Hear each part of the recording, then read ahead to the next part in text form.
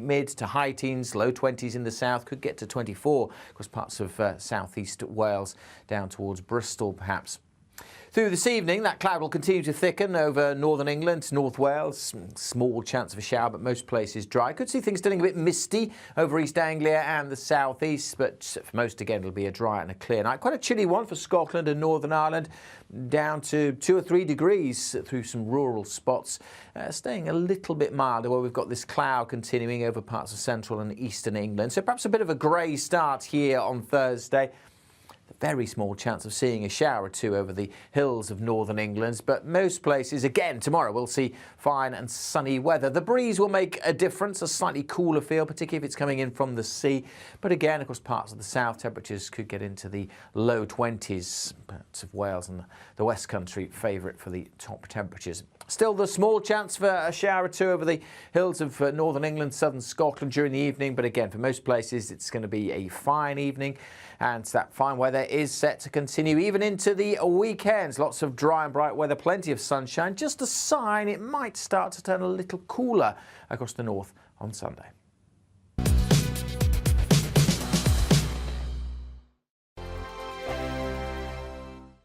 First and foremost, I am a GB News fan, and I was before I was working here. Just love the fact that we're asking the questions that a lot of establishment media won't ask. With a bit of a twist, we not only want to inform you, but we want to keep you entertained. It's worth the drive because you get in and the team's all ready and waiting, they're itching to go, and it's a proper little family. GB News is the People's Channel. It's the audience that makes the programme sing. We're giving our viewers and our listeners a voice. I see the thousands of your letters, tweets, emails, you name it, coming in. Britain is broken. How on earth did we get into this mess? But more importantly, how do we get out of it? The establishment had their chance. Now we're here to represent you. It's time for something different. It's time for GB News. I'm very patriotic. I believe in Britain. Our best days lie ahead. Britain's watching. Britain's watching. Join us here on GB News. The People's Channel. Britain's news channel. I'm Simon Evans. Join me on GB News for Headliners at 11 p.m. What's the scoop? I'll be joined by 2 of the country's top comedians. That's right. As we take a look at tomorrow's newspapers tonight. We're going to get into trouble. If it's a big story, we'll be covering it. Spill some tea on him. There we go. But we'll also have some fun. I wouldn't stick up a bank. My father didn't love me. So anyway. Headliners every night from 11 on GB News, the People's Channel, Britain's news channel. Westminster is going around in ever-decreasing circles, followed by the media. Britain is broken. How on earth did we get into this mess? But more importantly, how do we get out of it? Join me at 7 p.m, Mondays to Thursdays on Farage, here on GB News. We will have open, rational debate.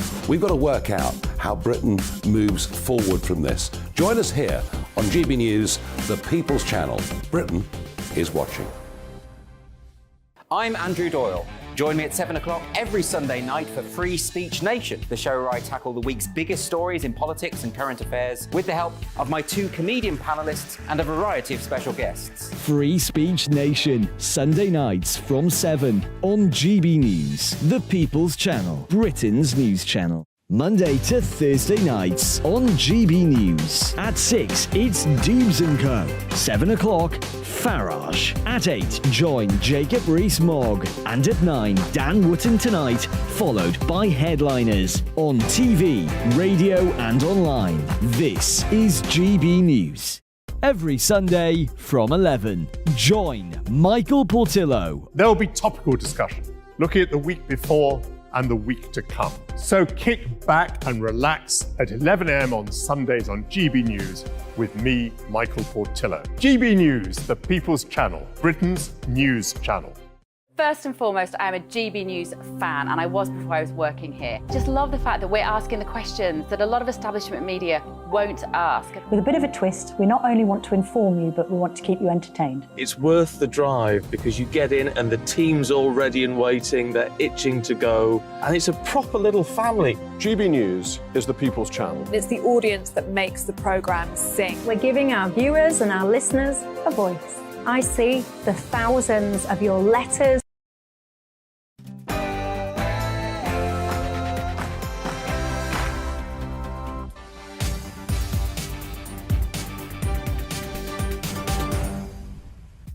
A very warm welcome to GB News Live with me, Mark Longhurst, and coming up for you today, it's Wednesday, so it's Prime Minister's Questions, live from the House of Commons. And of course, taking place against this dramatic backdrop within the past hour, with Suella Braverman being told she will not face a formal investigation into the speeding row. The Prime Minister announcing her actions over that speed awareness course do not amount to a breach of the ministerial code. But he's also told the Home Secretary a better course of action could have been taken to avoid giving rise to the perception of impropriety.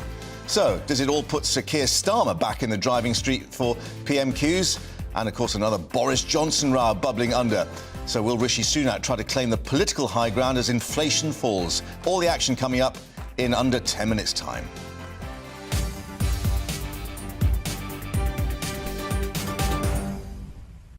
And joining us, what may be a spirited session in the Commons, Conservative Member of Parliament for Bury North, James Daly, and former Labour MP and Minister, Dennis McShane, and a stalwart we should add of the NUJ, which I remember well, as a former FOC of Thames Television. Wow. Yes, anyway, we've got our declarations out. So, embarrassment of riches for Labour to attack the government on? Mark, what I want, and I've been wishing this for a long time, is for them to actually announce a policy of something that could improve the lives of people in my area. When he actually announces a policy, then I will celebrate his undoubted success at PMQs, as he has nothing to say apart from things like this. Right. People don't care about it. And you were out and about in Bury with the local elections, and you were getting an indication, still no appetite for Labour, Do you know that I, in the whole time I've been a Member of Parliament, not one person has ever raised Keir Starmer's name with me, not in any way, shape or form, not either by an email or by saying this guy would be a great Prime Minister. Right. So if this stuff, he wants to carry on with this stuff, it has no impact on people's lives whatsoever, but impresses left-wing media types down here. OK, talking media types, it may well be that Labour think, thank goodness he's kept Suella Braverman in place. We've got our pantomime villain that we can keep throwing things at. I think that's over. Very interesting comment from a veteran MP, Tory MP, right-winger, Brexit. I won't mention his name because he's a friend. And I said, what about Suella? And he says, the problem is, and I'm a backer of Suella Braverman, she has become accident-prone. That's the most dangerous thing for a minister. Sunak's lost control of the cabinet. I kind of agree with what James was saying. I wish Sunak would announce a policy that will make any difference to the country. We're in a real policy-free run-up to this election, aren't we? Yeah, I mean, we've obviously got an indication where it's going to be fought, and that's on migration, on the NHS, all those big issues. But I guess, you know, sensible to keep your powder dry till you're a bit nearer the election. Oh, absolutely. It is no point. I mean, actually, people quite like a boring Prime Minister. They don't like shouty, nervy types. David Cameron was very boring. Well, he wasn't bad to begin with. Yeah. Well, we're likely to get shouty today, though, I think. I would imagine there'll be a bit of shouty going on today. But Dennis makes a point. I mean, if you take the migration policy that Suella is taking through Parliament, we can argue about whether it's realistic, we can argue about the merits of it or not. Labour do not have a policy, yet criticise and try to undermine a Home Secretary who is trying to put in place what I believe is the 2019 Conservative Manifesto. Although we clearly we had a policy on NHS, but we didn't have the costings or where the finance was going to come from. Funny that, Mark, isn't it? It's funny. You know, at the end of the day... PMQ's underway, so let's head to the chamber. Does the Prime Minister agree with his friend, the Tees Valley Mayor, that the National Audit Office must investigate the Tees Works affair? And will he share details of all conversations he has had on the subject with his former Chief Secretary, the member for Middlesbrough South, and the current Levelling Up Minister, given that they've all received donations from Ian Waller, one of the project backers? Mr. Speaker, honourable friend, the Levelling Up Secretary has already announced an investigation into this matter. But what I would say, it's just the same old. It's the same old bump from Labour. All we get. After years of neglect, it's the Conservatives that are delivering for Teesside. Mr. Speaker, everyone here has NHS trusts in our constituencies grappling with backlogs. So can I highlight The commitment and hard work of the Gloucestershire Hospitals Trust in bringing down the waiting list over 18 months ahead of the government deadline and fast reducing the over 65 waiting list. Does my right honourable friend agree with me that those who imagine that the opposition has a magic wand up their sleeve to solve these problems need look no further than the woes of the Betsy Cadwallader board in North Wales, under Labour political control for a generation? Well, Mr. Speaker, as my honourable friend says, Gloucestershire in particular has seen a significant reduction in A&E waiting times since December. We recognise, of course, though, there is more to be done, and that's why we're delivering on our plan to recover urgent and emergency care, to ensure that people get the care they need easier, faster and closer to home. Leader of the Opposition, Keir Starmer. How many work visas were issued to foreign nationals last year? Prime Minister. Mr. Speaker, the new statistics, as the honourable gentleman knows, will be out later this week. The most recent statistics we have, as the ONS said at the time, contained a set of unique circumstances, including welcoming many people here for humanitarian reasons. They're not work visas. The figures are out. It's 250,000 work visas were issued last year. He knows that answer. He just doesn't want to give it. And the new numbers tomorrow are expected to be even higher. The Prime Minister stood on 3 Tory manifestos, each one promised to reduce immigration. Each promise broken. They all stood on those manifestos as well. Why does he think his Home Secretary... Order. I'm going to hear this question. Those who don't want to hear it, we know the answer. Keir Starmer. They all stood on those manifestos, so why does he think his Home Secretary seems to have such a problem coping with points-based systems? Well,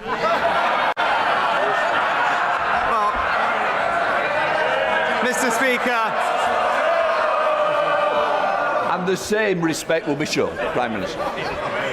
Well, Mr. Speaker, just this week we announced the biggest ever single measure to tackle legal migration, removing the right for international students to bring dependents, toughening the rules on post-study work and reviewing maintenance requirements. But what is the honourable gentleman's contribution? There are absolutely no ideas. There is absolutely no ideas, absolutely no semblance that there would be any control. Why? Because he believes in an open-door migration policy. Mr. Speaker, if anyone wants to see what uncontrolled immigration looks like, all they've got to do is wake up tomorrow morning, listen to the headlines and see what this government... Order. Mr. Bristow, I think you're going to be leaving. I'm asking you to leave now, because otherwise I'll name you. I'm not having it, and I've warned you before. It's the same people. And the same will happen on this side. Keir Starmer. Mr. Speaker, the reason they're issuing so many visas is labour and skills shortages. And the reasons there are shortages is the low-wage Tory economy. Under his government's rules, businesses in IT, engineering, healthcare, architecture, welding can pay foreign workers 20% less than British workers for years and years on end. Does he think his policy is encouraging businesses to train people here or hire from abroad? Prime Minister. Mr. Speaker, he talks about immigration, but we know his position because it turns out that Labour would actually like to see even more people coming to the UK, increasing the numbers. That's not just my view, Mr. Speaker. Those were the words of his own frontbencher who said having a target isn't sensible, and that the numbers might have to go up, Mr. Speaker. So it's clear, whilst we're getting on with clamping down on legal migration, listening to the British public, he's perfectly comfortable wanting to say that he wants free movement back.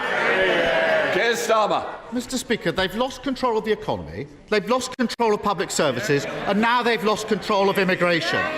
And if he was serious about weaning his government off the immigration lever, he would get serious about wages in Britain and get serious about skills and training. The apprenticeship levy isn't working. It's hard to find a single business that thinks that it is. And the proof is that almost half the levy isn't even being spent. That's fewer young people getting the opportunities they need to fulfil their potential. Businesses are crying out for more flexibility in the levy so they can train up their staff. Labour would give them that. Why won't he? Mr. Speaker, it's right that we're talking about education and skills. What he failed to mention is just in the past week, what did we discover? Thanks to the reforms of the Conservative government, our young people are now the best readers in the Western world, Mr. Speaker. Reforms that were opposed by the party opposite. He also talked about our record on the economy. And I am very surprised, Mr. Speaker, because I've stood here week after week when he's been so keen to quote the IMF, Mr. Speaker. He seemed to have missed their press conference yesterday, where they actually raised our growth forecast by one of the highest they've ever done, said that we've acted decisively to make sure that the economy is growing, and credited this government with having a very positive effect on future growth. Is the Prime Minister seriously suggesting that breaking the economy, breaking public services, losing control of immigration is some sort of carefully crafted plan? His policies are holding working people back, and all he offers is more of the same. But fear not, because speeding into the void left by the Prime Minister comes the Home Secretary. Not with a plan for skills, growth or wages, no. Her big idea is for British workers to become fruit pickers. Just in case, I can hardly believe she said this, that they forget how to do things. Does the Prime Minister support this let them pick fruit ambition for Britain? Or does he wish he had the strength to give her a career change of her own?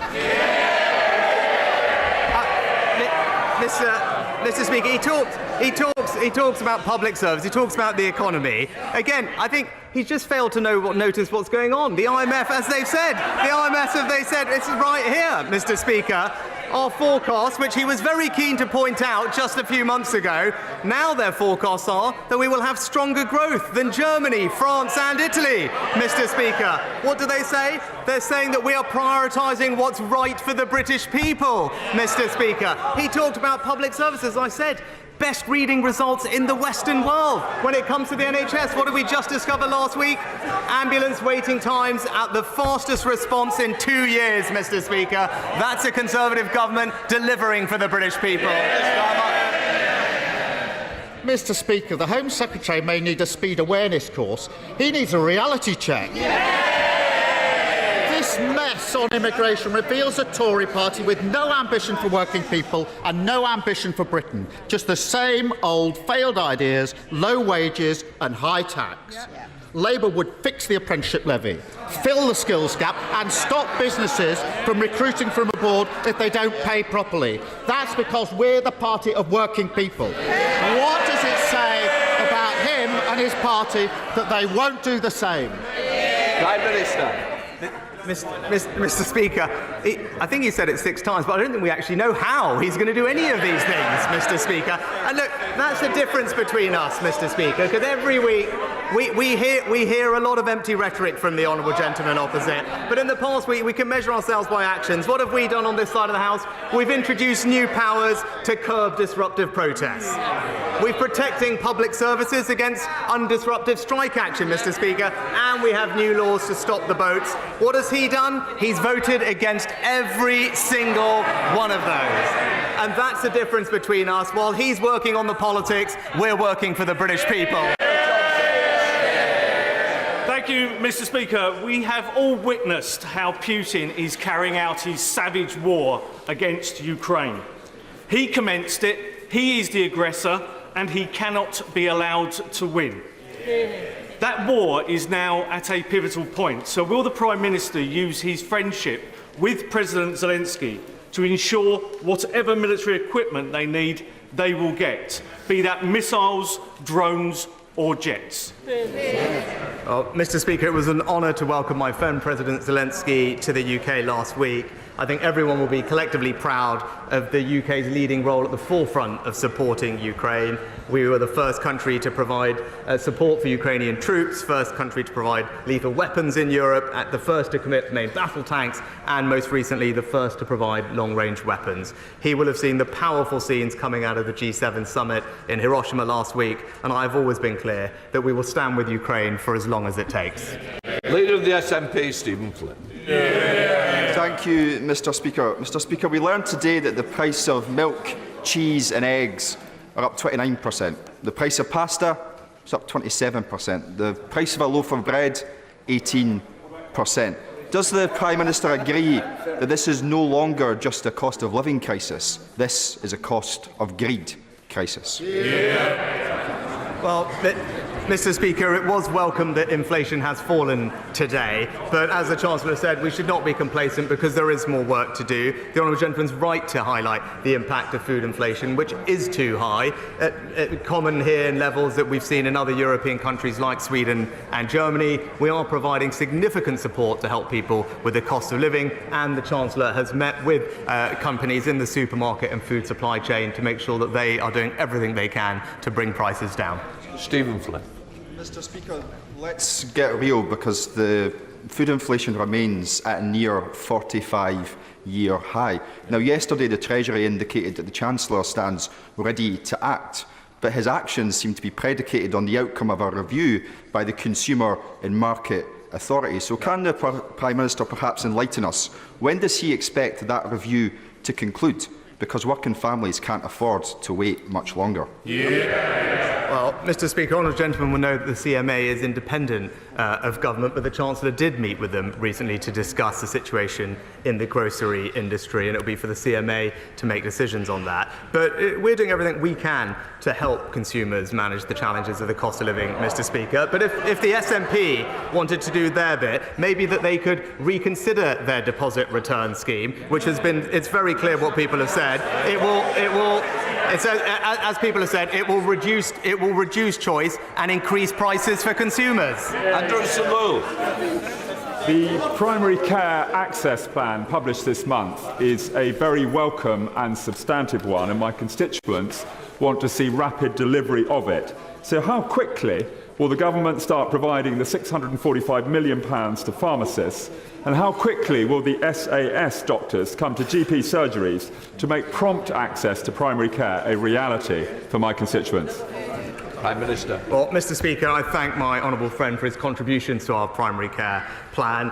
He and I both know that pharmacies already work to help many people with their health needs, and to help deliver on our priority to cut NHS waiting lists. They will be put front and centre of our primary care recovery with £645 million of additional funding. That will be released later this year as pharmacies start to provide more oral contraception, more blood pressure checks, and crucially, for 7 common ailments like ear infections or throat infections, pharmacists will now be able to provide you with the medicines that you need.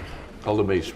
Thank you, Mr. Speaker. 1/4 of the population of Northern Ireland are on a health waiting list. Our workers are on strike for fair pay, and our public finances are in a mess. Will he give a commitment that the Treasury will immediately begin work on a public sector rescue package so we can transform the health service and ensure that our public sector workers are given a decent wage? And will he join with the people of Northern Ireland, Mr. Speaker, in telling the DUP to get back to work now? Well, Mr. Speaker, as I've been clear, I firmly believe that Northern Ireland is governed best when governed locally, and I agree wholeheartedly with him that the major challenges he raises can only be properly addressed by the restoration of the institutions. But I also understand the immediate and pressing concerns he raises, and that's why we've prioritised health in the Northern Ireland budget for this year with £20 million of more funding, and I know my honourable friend will be an important contributor to the conversations that the Secretary of State is having to embark on public service reform and restore the executive. Warburton. Thank you, Mr. Speaker. 2 weeks ago, I raised the issue of AI with the Prime Minister. Only since then, we've seen announcements from firms such as BT that tens of thousands of jobs are likely to be lost to this new technology. But many will be created too. Does the Prime Minister agree with me that we need to map the jobs and the regions that will be most affected by artificial intelligence so that we can target the skills to prepare Britons for the jobs of the future best. Well, I think my honourable friend makes an excellent point, and like him, I believe that AI does have the potential to transform our economy and society, but of course it has to be introduced safely and securely. We are investing more in AI skills, not only in top-tier talent, but also enabling those from non-STEM backgrounds to access the opportunities of AI. I look forward to getting more recommendations from him for how we can strengthen our investment in skills to make sure everyone can realise the benefits that this may bring. Anna Mackmore. Thank you. While the Prime Minister upgrades his local energy grid to heat his 40-foot swimming pool, hands oil and gas companies the likes of BP and Shell 11.4 billion in tax breaks, he scraps the energy price guarantee scheme, plunging record numbers of people into poverty. Is it just a coincidence that these same energy giants funded the Prime Minister's leadership campaign, or is he simply out of touch? Mr. Speaker, what we are doing is taxing the windfall profits of energy companies and using that money to help pay around half of a typical household's energy bill. That support is worth £1,500. It was extended in the budget by my right honourable friend, the Chancellor, and we all look forward to energy bills coming down, which hopefully will be happening very soon. Kevin Foster. Thank you, Mr. Speaker. He will recall the commitment he gave to the Building a Brighter Future plan for major investment at Torbay Hospital back in January. Does this commitment remain unchanged? Well, I congratulate my honourable friend on his continued campaign to improve Torbay Hospital. I'm delighted to reconfirm the government's commitment to major new facilities there as part of our new hospitals programme, and I look forward to further work progressing in the months ahead. Sarah Olney. Thank you very much, Mr. Speaker. Under the Conservatives, so much of the UK's potential is going untapped. Anemic growth, falling living standards and declining international competitiveness. Just this morning, a solar power company developing an innovation from Oxford University said that the UK is the least attractive market in which to base its business due to a lack of incentives. This is a homegrown company that could have provided well-paid green jobs lost to this country thanks to the government's lack of an industrial strategy. So why does the Prime Minister think it is that each week more and more promising businesses are choosing to leave the UK? Mr. Speaker, the Honourable Lady obviously missed the comments from the IMF yesterday, upgrading our growth performance. She obviously missed the survey of thousands of global CEOs just recently placing the UK as their #1 European investment destination. And it sounds like she also missed my trip to Japan last week, where we announced £18 billion of new investment into the UK economy. Anthony Brown. Thank you, Mr. Speaker. Liberal Democrat-run South Cambridgeshire District Council is the first in the country to put its staff on a 4-day week without any reduction in pay. It's led to a reduction in services and an increase in costs. And yet last week, the Liberal Democrats decided to increase the trial to a year. Why? Because the staff were happier. And now unions are pushing to spread the 4-day working week across the public sector, something that the Taxpayers Alliance estimates will cost £30 billion. Does my right honourable friend agree with the Prime Minister, agree with me, that the public sector are here to serve the public and that the Liberal Democrats aren't working?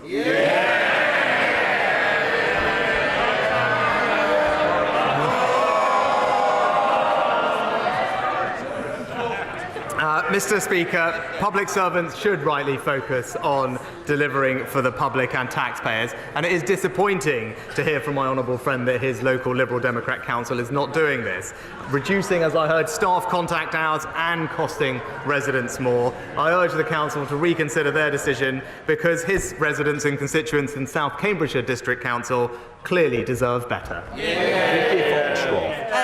you, Mr. Speaker. In Lewisham, we are gearing up to mark the 75th anniversary of HMT Empire Windrush arriving in the UK. And our Deputy Mayor, Brenda Dacres, is coordinating our local events and is herself a daughter of Windrush generation parents. Now, sadly, at the same time, she is organising advice surgeries for families who have been denied their rights. and are still waiting for support from the Windrush compensation scheme 4 years after it opened. So with this landmark anniversary coming next month, will the Prime Minister commit to ensure everyone finally gets the compensation they deserve? Well, Mr. Speaker, I pay tribute to the honourable lady's constituent for all the work they're doing locally. The Home Office and the government is delivering on the vast majority of the recommendations from Wendy Williams' report into this situation, and we've already paid out or offered, I believe, over £70 million in compensation, and there are hundreds of engagement events happening to ensure that people are aware of what they're able to access, and will continue to do that engagement as we promised. Brendan Clark-Smith. Thank you, Mr. Speaker. Bassetlaw has benefited from the multi-billion-pound Step Fusion project, 20 million in levelling up money for Worksop Town Centre, and will now be part of one of the 20 areas selected as part of a new £400 million levelling up partnership. But my constituents in Retford feel neglected by the Labour District Council, which has yet to apply for any funds for the town, and is more concerned with trying to play the two towns off against each other. Could the Prime Minister confirm that there is no reason whatsoever why Retford cannot benefit from this latest investment, and would he accept an invitation to visit Bassetlaw to see the great impact government investment is already having in the area? Well, I thank my honourable friend for his kind invitation to visit, and I shall certainly ask my office to keep it in mind. But as he said,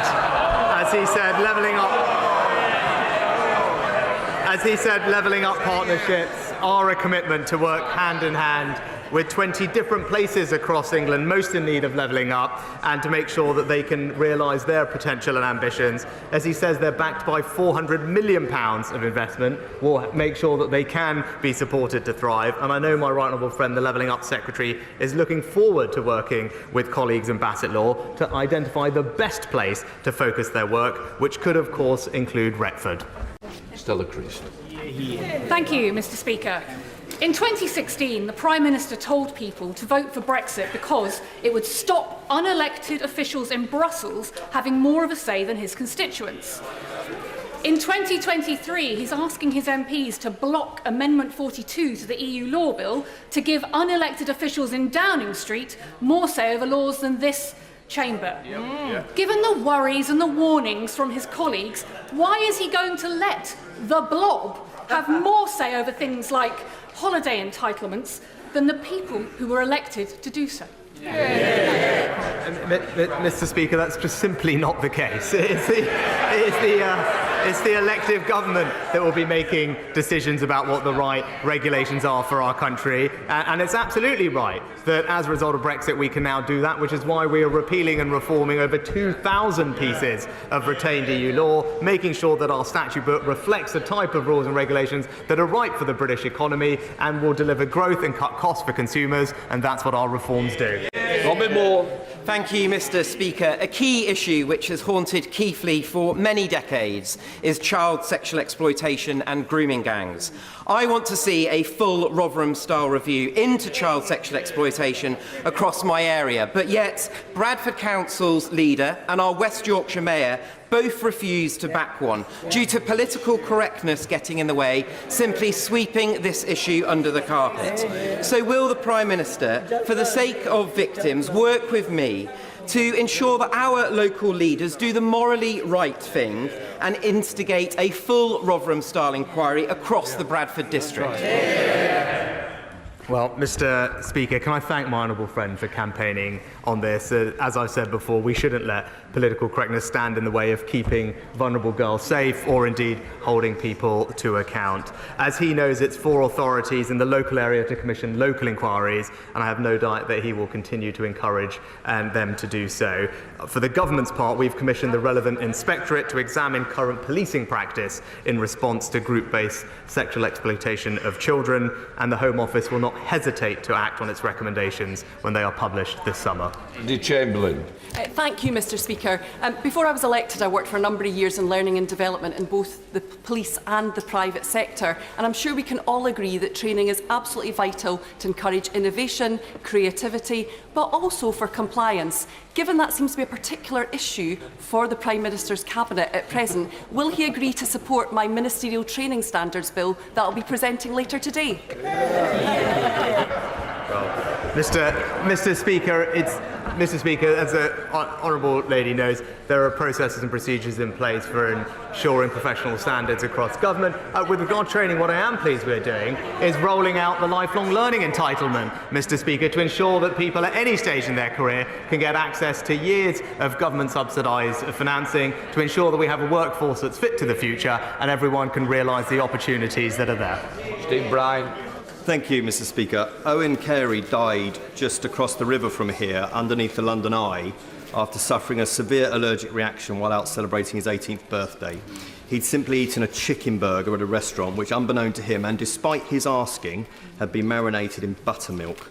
Owen's sister Emma, who is my constituent, was in Parliament last week with her dad and her brother for a debate on food labelling and support for people with allergies. They're fighting for Owen's Law, which is campaigning, among other things, to change the food information regulations surrounding allergy labelling in restaurants. It's attracted huge support, so will the Prime Minister meet with me and Owen's family to see how we can be sure something positive comes out of this tragic loss of a young life? Well, Mr. Speaker, I thank my honourable friend for raising Owen's case, and I know the whole House will want to join me in expressing our condolences to Emma and all of his family over what happened. I will absolutely ensure that my honourable friend gets a meeting with the relevant minister to discuss food labelling appropriately so that we can make sure that things like this don't happen. Ian Paisley. Thank you very much, Mr. Speaker. Will the Prime Minister instruct his officials to publish the list of 1,700 veterinary medicines that will no longer be made available to Northern Ireland vets and the agri-food sector after the grace period has ended? And will explain to the Ulster Farmers Union why that list has not been given to them? And would he agree to meet with me and the Ulster Farmers Union, go through that list and show us how this has removed the border in the Irish Sea? Well, Mr. Speaker, as the honourable gentleman knows, when we concluded the Windsor framework, what we did was make sure that there was an extension in the grace period for veterinary medicines to give us the time to find a long-run solution to that particular issue. But the honourable gentleman should take heart, because on the issue of human medicines, which I know is important to him and everyone else in Northern Ireland, what we did achieve was complete and full dual regulation of medicines and a dialogue with the EU to resolve the issues in veterinary medicines, and I know that he will want to make sure that we engage closely with him and the UFU, which we have been doing, to find a resolution in the time we have. But I know he will also join me in being very happy that we protected access to human medicines in Northern Ireland, which was a priority for him and his party. Tom Hunt. Firstly, I really look forward to welcoming the Prime Minister to Portman Road for Ipswich Town, Southampton next season. And of course, in addition to Ipswich Town, Ipswich Wanderers have also been promoting great news for a town. Yesterday, though, we saw, despite the Public Order Act being passed, we saw images of Metropolitan Police standing around and doing nothing, whilst eco-protesters were wreaking havoc in our capital. Does the Prime Minister agree with us? The moment those activists stand on the road, they should be immediately turfed off the road, like there are in many other countries. Well, Mr. Speaker, on my honourable friend's first observation, all I can say is ouch, but thank you. But I look forward to the game. But on his second, more substantive matter, this government has passed the serious disruption order, which will ensure that police do have the powers that they need to tackle slow-moving protests. It was a power that the police specifically asked the government for. We've delivered it and put it in legislation. He knows what I know, is that the party opposite tried to block that from happening.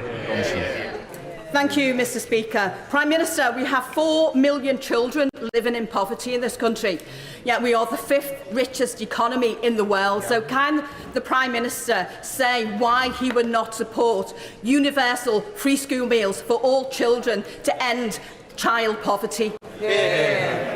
Mr. Speaker, the numbers are actually as follows. Since 2010, there are 1.7 million fewer people living in poverty as a result of the actions of this government, and that includes hundreds of thousands fewer children living in poverty. And most importantly, because like the Honourable Lady, I do want to ensure that children don't grow up in poverty, but we know that the best way to do that is to ensure that they don't grow up in a workless household. And that's why we have reduced the number of children growing up in a workless household by several thousand, and that is the most powerful thing we can do in the long run to give those children the best possible start in life. Peter Gibson. Mr. Speaker, Nancy Spencer from Darlington has raised over £35,000 for St Teresa's Hospice in the last 25 years. Nancy's next adventure was to do a skydive, but having had a pacemaker fitted, her doctor refused to sign it off.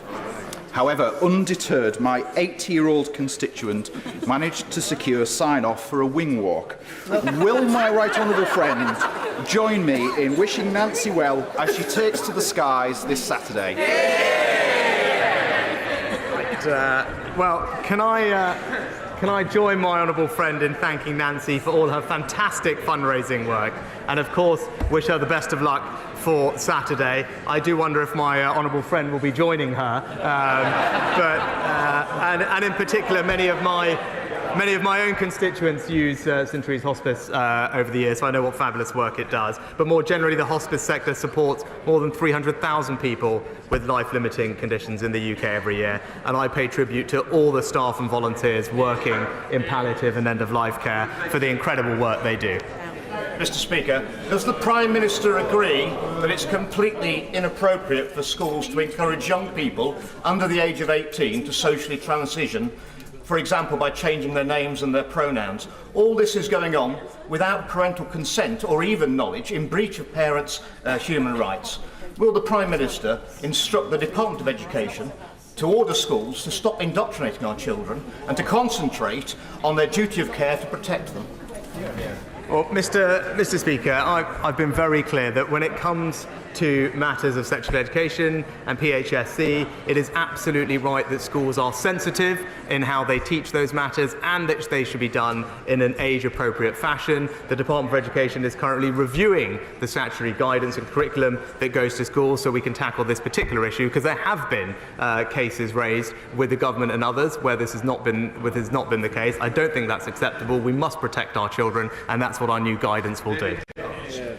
Thank you, Mr. Speaker. Last year, the independent members of the Betsy Cadwallader Health Board in North Wales became so concerned about the board's finances that they arranged for Ernst & Young to produce a forensic accountancy report which revealed serious misconduct on the part of several senior board executives, including a conspiracy to falsify accounts. Astonishingly, the response of the Labour Welsh Health Secretary to this scandal was to demand the resignation of those independent board members, while almost all the senior executives in question have been allowed to remain in post, many of them drawing six-figure salaries. Does the Prime Minister agree that this disgraceful state of affairs should be investigated by the police, and does he further agree that it demonstrates why Labour are unfit to run important public services in any part of our country?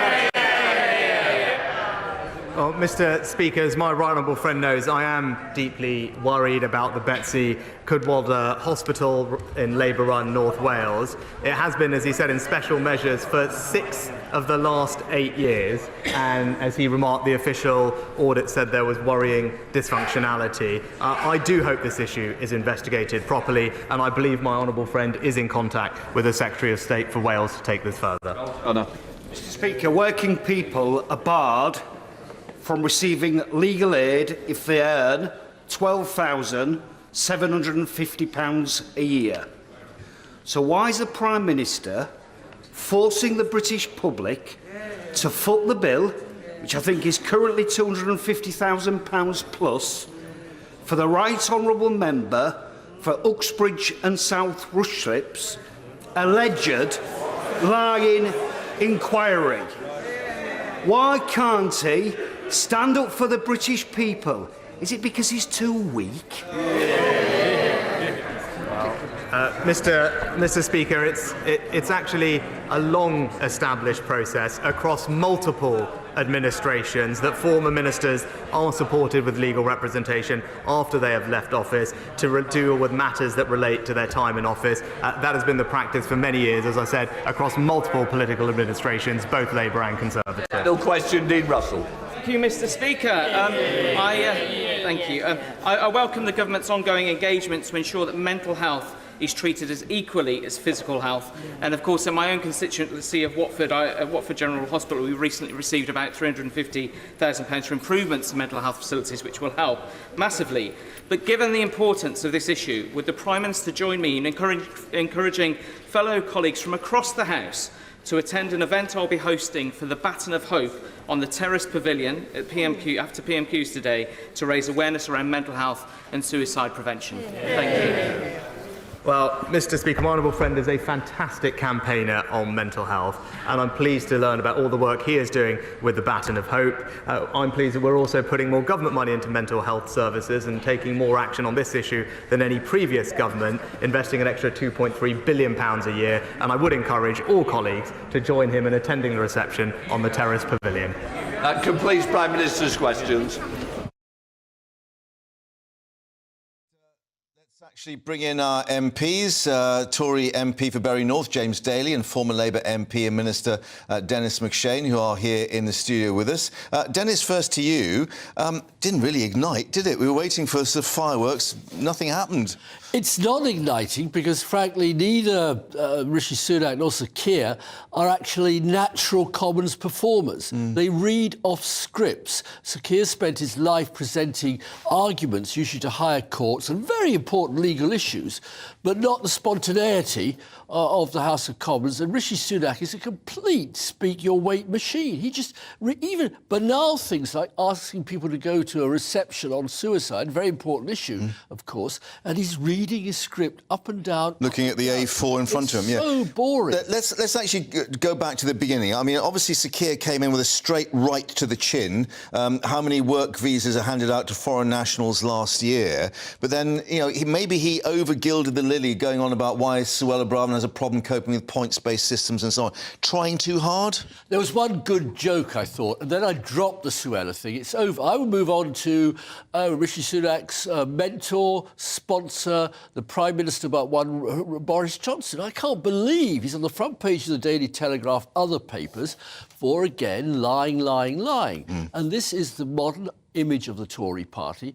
But again, I got confused on migration. Clearly, we were told in 2016, if you vote Brexit, immigration's under control, the figures will come down, and we're having the biggest increase in British history of immigration under the current government. So, James, to that degree, are the fireworks to come tomorrow when we actually get the figures? And that maybe is what Sir Keir Starmer is waiting for, because clearly suggestions it may be 700,000 or more, and this was one of the Tory pledges. No, I agree with that. I think just going back to Keir Starmer and bringing migration up as an issue, one of the problems in the chamber when he speaks about this is that his heart is not in it. So there is key questions to be asked in respect to migration. And I don't want to use a trite phrase, but you know, Labour have a general instinctive policy in terms of welcoming immigration, and that is that is a fine position to uphold and to argue for.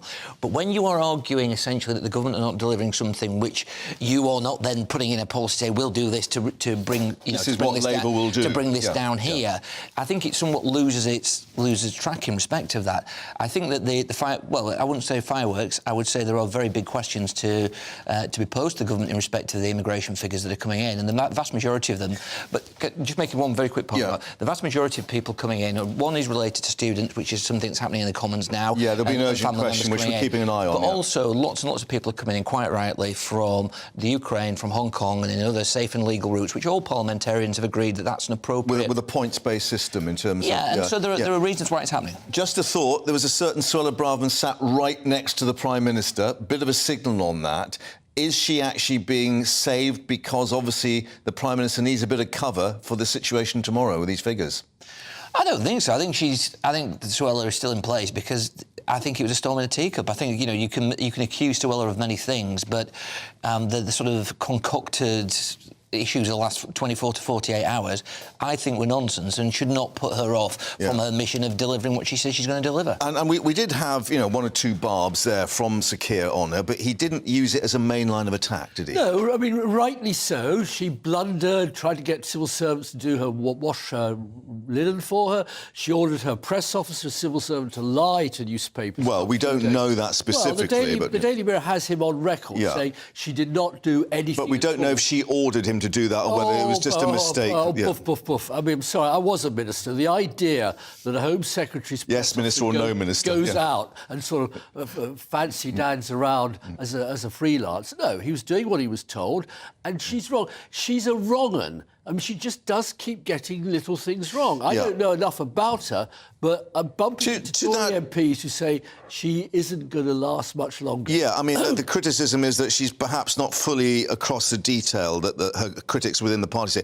But is Labour actually probably quite happy to see her still in position? In that, you know, to a certain extent, I think that's right. I mean, it was a Harvey, and then it was Raab, and then I forget all the others that have had to go. There has been quite a long list under Sunak. I think James will be in the cabinet before this government's over. I think one of the problems with politics is what Dennis had just said, and I'm enjoying this discussion. But when you say, this is not right, then. But when you exactly. But when you say, I don't know her, but she's a wrong un, that's the way that modern politics is going. And if you want to sort of discuss about how these debates go, it's the equivalent to what you've just said. It doesn't matter about the merit.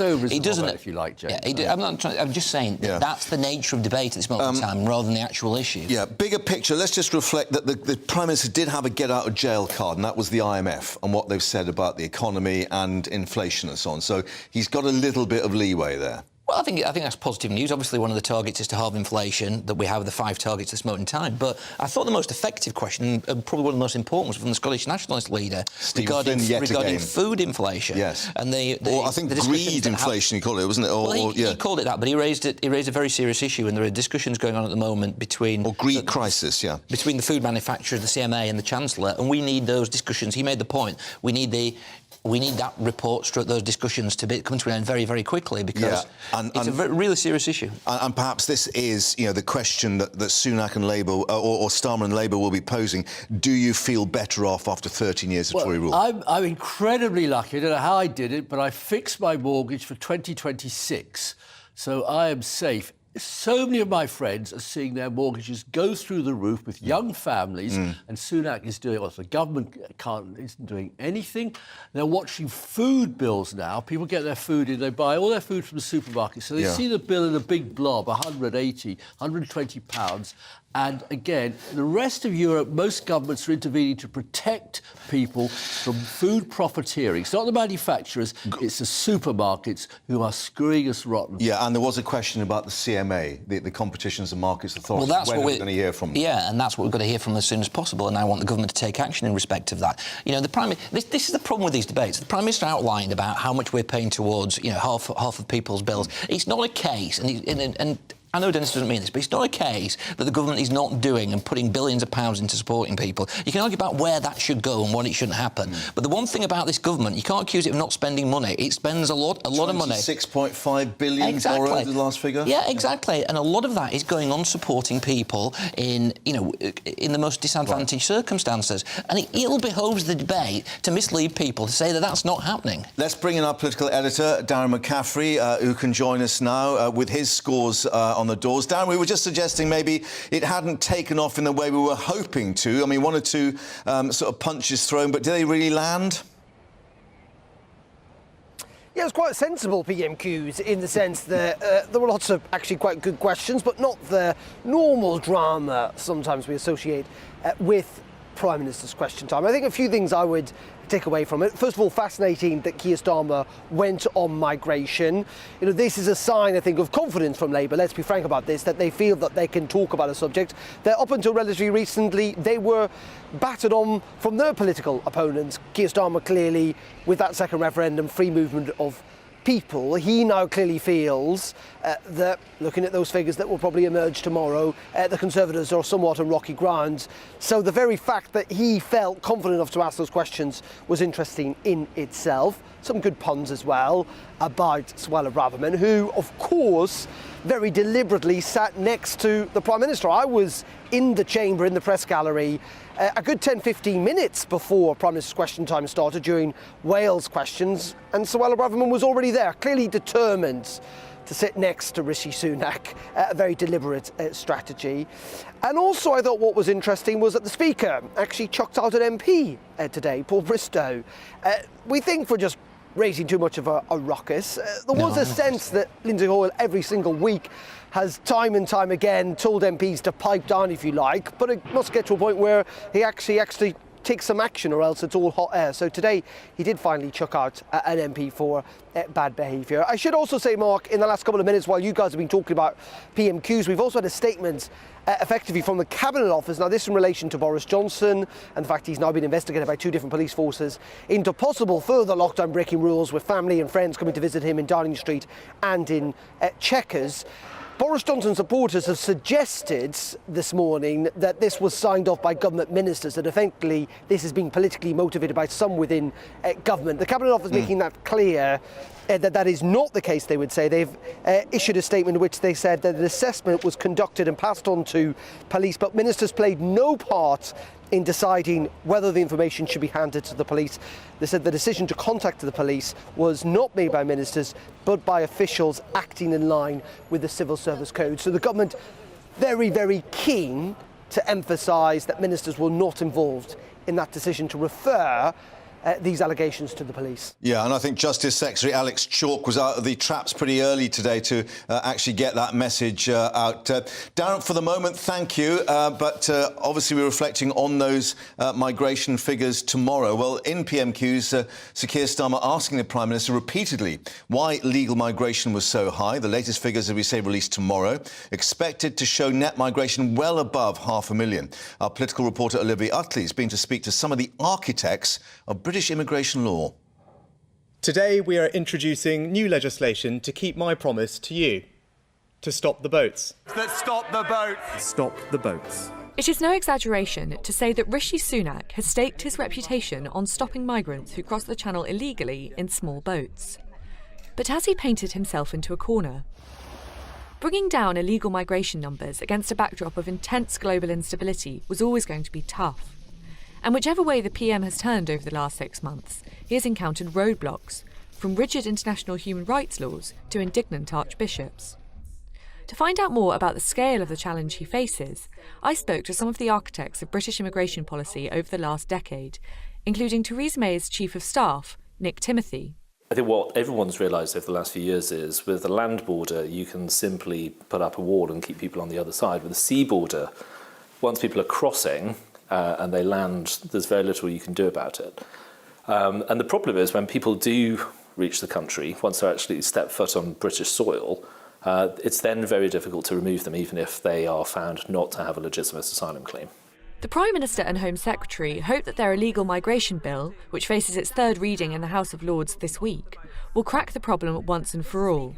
This bill enables detention of illegal arrivals without bail or judicial review within the first 28 days of detention until they can be removed. And that is precisely what this bill will do. That is how we will stop the boats. But if these assurances sound familiar, it's because they are. This government is unapologetic in the way in which we now have the Nationalising Borders Bill, the new plan for immigration. Is this immigration bill any different from anything that we've seen before?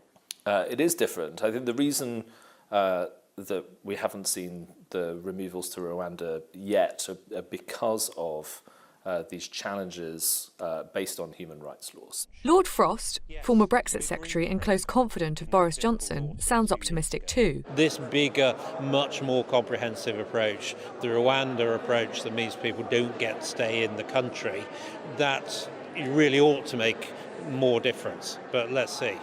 But there is a serious question mark over the practicality of the plan. Last year, the policy faced a bitter blow after the first planned flight was grounded on the runway following a late intervention by European judges. There are concerns too over the morality of the plan. It is isolationist.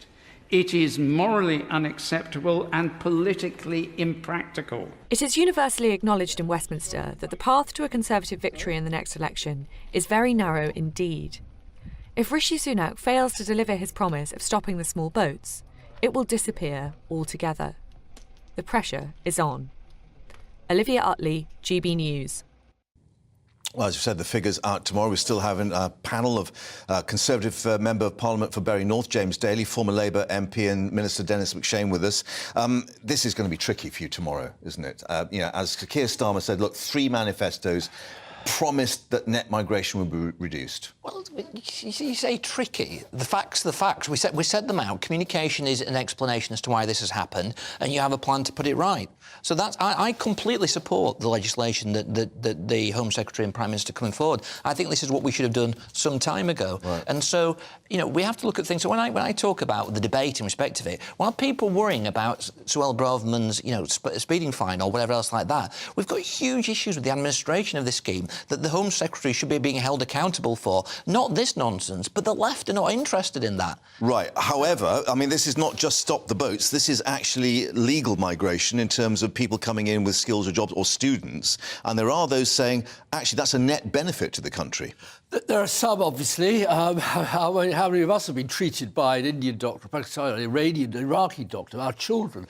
But we can go into that, and some of our most brilliant entrepreneurs are Windrush generation, our transport system in London. Indeed. Yeah. So, but look, I dealt with immigration. I dealt with trying to repatriate people on planes. We haven't got time to go into the details.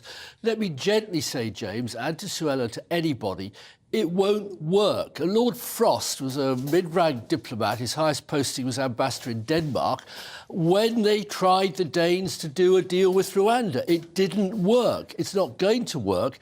And right now we're sending NHS recruitment teams around Nigeria, Pakistan, India, the Philippines to bring people in here because we're not training nurses and doctors and anaesthetists and care workers. And that's been the British problem for far too long. Right. And I really would, I'm not giving any free advice to Rishi Sunak, I would simply shut this down because at the next election, if he thinks he's going to be able to persuade anybody immigration has been controlled... So shut down in what way? Shut down talking about it, obsessing about it. I mean, every country in Europe takes in far more immigrants than we do. Greece, France, right. Italy... How would that go down on the doorstep in Bury North, just shut down? I've met Dennis for the first time today, and I like Dennis very much, and we had a chat. But Dennis is exactly the reason why the Labour Party lost the Red Wall. Out of touch, asking people and politicians to ignore the views, hopes and aspirations of the people who elect them. The left-wing intelligentsia who has dominated this country and continues to try to dominate the agenda are here on full blow. I'm not going to apologise, Mark, for being a politician who supports a policy that is acting upon the wishes and desires the people who elected me and the manifesto. What? And it just goes to show, you've got an Archbishop there telling people like me that I'm immoral. I'm not immoral. I'm acting on behalf of those people I actually represent. They're out of touch. And that's the point. One of the more nuanced arguments, for instance, the Russell Group of universities who say, actually, we should be encouraging foreign students to come here. It keeps our universities afloat and also is a net benefit to the economy eventually. Foreign students can still come here. What's the issue in respect to that? The argument is that they won't because their families are not allowed to come and support them. All those rich Nigerians and oil-rich... Mark, I was elected on the basis of a government that was going to control immigration. That was it, in terms of the numbers. The numbers are where they are. I've said we can give an explanation as to where that is. This Prime Minister's been Prime Minister for about 6 months. He's had the guts to put forward a policy, which is the right policy. Nobody else put... At the start of when we were discussing, I said, what's the Labour Party policy? Yeah, there is none. Is that the difficulty for Keir Starmer? The charge that you just want an open-door policy, which is what was under the Blair government, some would say. Total drivel. And a Blair government, my God, I spent so many constituency surgeries dealing with people very upset they couldn't bring in a husband or a wife. That is every government since 1901, when we passed the Aliens Act to keep out Jews, has had to deal with immigration, and it's a red flag issue. Forget about red wall. Or dog whistle, as they call it. No, not even dog whistle. It's serious. A lot of foreigners of any sort coming in do disturb communities. All I'm giving you is friendly advice to James is, if Mr Sunak really wants to hopes, he in 6 months' time will turn this round. Gentlemen, we'll have to leave it there, but I think we might try and get you back tomorrow and actually run through those figures, perhaps. Who knows? Anyway, thank you for your time. Thank you for being with us for PMQs. Coming up in this next hour, yes, you guessed it, immigration, inflation and investigations. How's that for a menu for lunchtime? Back in a moment. Alex Deacon here with your latest weather from the Met Office for GB News. Another fine day out there for the vast majority. High pressure continues to dominate. Temperatures getting up into the high teens or low 20s. Here's the area of high pressure. Get used to it. It's going to control our weather for several days to come. But it's not completely in control. This weather front is just trickling southwards, introducing quite a bit of cloud across parts of southwest Scotland and Northern Ireland, where there is the likelihood of 1 or 2 showers. The cloud will increase too for North Wales, parts of northwest England. A cooler feel as a result. Bit of cloud elsewhere, but for most places, dry and fine with sunny spells. A brisk breeze bringing a cool feel to Shetland, but most other places in the mid to high teens, low 20s in the south, could get to 24 across parts of southeast Wales, down towards Bristol perhaps. Through this evening, that cloud will continue to thicken over northern England, North Wales. Small chance of a shower, but most places dry. Could see things turning a bit misty over East Anglia and the southeast, but for most, again, it'll be a dry and a clear night. Quite a chilly one for Scotland and Northern Ireland, down to 2 or 3 degrees through some rural spots. Staying a little bit milder where we've got this cloud continuing over parts of central and eastern England. So perhaps a bit of a grey start here on Thursday.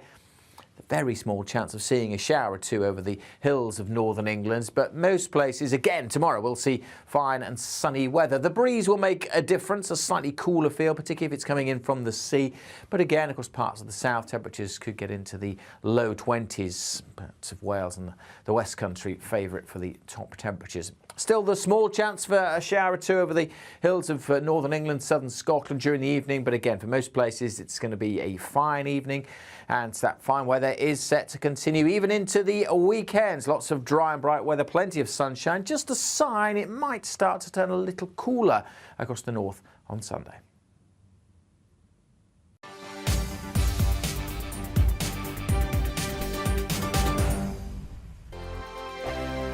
It's all about family, being in people's living rooms, all the interaction and getting to know who our viewers and listeners are. When I was young, my dad used to say, Nana, stop arguing. I wanted an outlet that would enable me to give my opinion.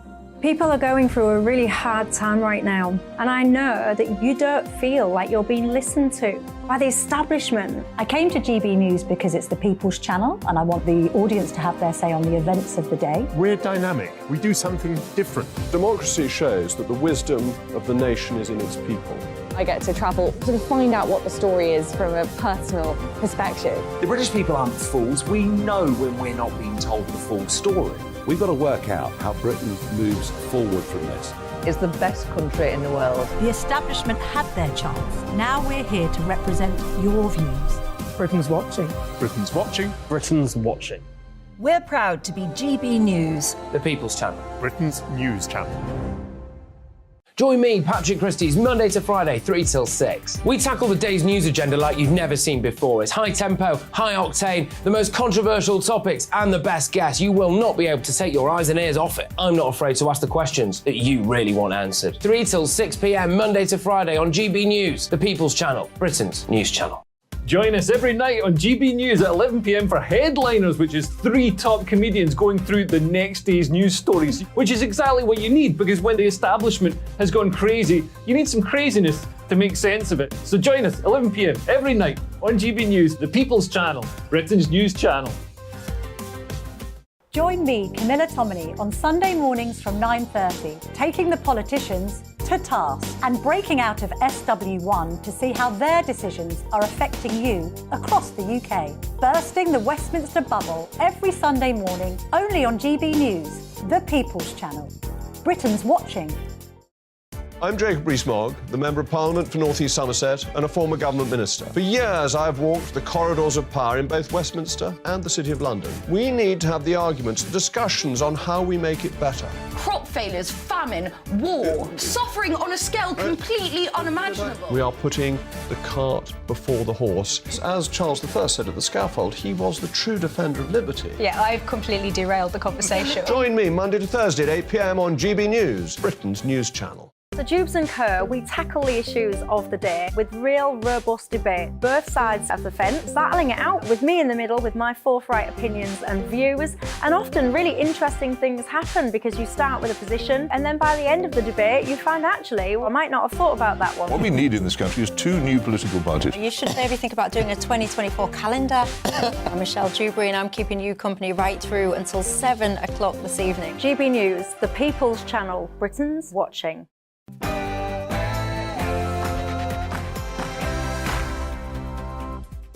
It's 1 o'clock. A very good afternoon. You're with GB News Live. I'm Mark Longhurst, and coming up for you this Wednesday lunchtime. Why does the Home Secretary have such a problem with points-based systems? Suella Braverman provides Keir Starmer with plenty of lines at PMQs, but has he been able to put Labour back in the driving seat? Food prices remain worryingly high, the verdict of the Chancellor. Even though inflation's dipped to 8.7%, Liam is with us to assess the latest on the cost of living, or is it a cost of greed crisis? And the police commissioner still insisting he did not mislead anyone about whether police were chasing the 2 boys in Cardiff shortly before their fatal collision which sparked riots. We've got the latest live at the scene.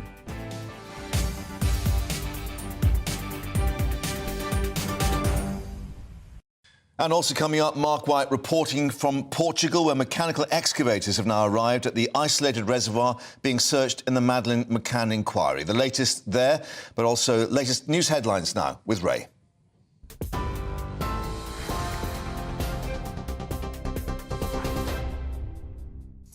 Thanks, Mark. 1 minute past 1, our top story this afternoon. Sir Keir Starmer has criticised the Prime Minister for failing to reduce immigration. With the latest migration figures set to be released tomorrow, the Labour leader said government policies encourage businesses to recruit staff from abroad rather than hire British workers. He also said Rishi Sunak has failed to keep repeated promises to the electorate. Figures are out. It's 250,000 work visas were issued last year. He knows that answer. He just doesn't want to give it. And the new numbers tomorrow are expected to be even higher. The Prime Minister stood on 3 Tory manifestos. Each one promised to reduce immigration. Each promise broken. They all stood on those manifestos as well. So why does he think his Home Secretary seems to have such a problem coping with points-based systems? We announced the biggest ever single measure to tackle legal migration, removing the right for international students to bring dependents, toughening the rules on post-study work and reviewing maintenance requirements. But what is the Honourable Gentleman's contribution? There are absolutely no ideas. The Prime Minister has confirmed that Suella Braverman will not face a formal investigation over claims that she requested civil servants to arrange a private speeding course. In a letter to the Home Secretary, Rishi Sunak said he'd been told by his independent ethics advisor that her actions do not amount to a breach of the ministerial code. However, he did tell Ms Braverman a better course of action could have been taken to avoid giving rise to the perception of impropriety. The Home Secretary has responded, saying she deeply regrets that some people had seen her actions as attempting to avoid sanction. She also apologised for the distraction this had caused to the government. Well, the Chancellor has warned food prices are still rising too fast, despite inflation falling to 8.7% last month. Overall, inflation has fallen below 10% for the first time since August. However, food price inflation continued at near record pace, down slightly from 19.2% to 19.1%. Jeremy Hunt says there's still more work to be done. These numbers show there is absolutely no room for complacency in the battle against inflation. Food price inflation is still worryingly high. That's why we've had food producers in, farmers in, supermarkets in to talk about what we can do to reduce the pressure there. Well, in news just in, the Cabinet Office has denied handing information that Boris Johnson may have broken new lockdown rules to the police, saying the decision was made by civil service officials. It comes after the former Prime Minister accused the Cabinet Office of making bizarre and unacceptable claims. Mr Johnson has been reported to both the Met and Thames Valley police forces over events at Chequers and Downing Street. They say they're assessing the information, which is understood to have come from official diary events. Mr Johnson has denied breaking the rules and insists all events were lawful. Authorities searching a reservoir in Portugal are using a mechanical excavator now to hunt for clues in the disappearance of Madeleine McCann. Earlier, officers were using radars, rakes and poles and were seen removing a number of bags of potential evidence. GB News has been told that the investigators are looking for any sign that the 3-year-old was taken to the reservoir, including any clothing and fabrics. The area was visited on a number of occasions by Christian Bruckner, the prime suspect in the Madeleine investigation.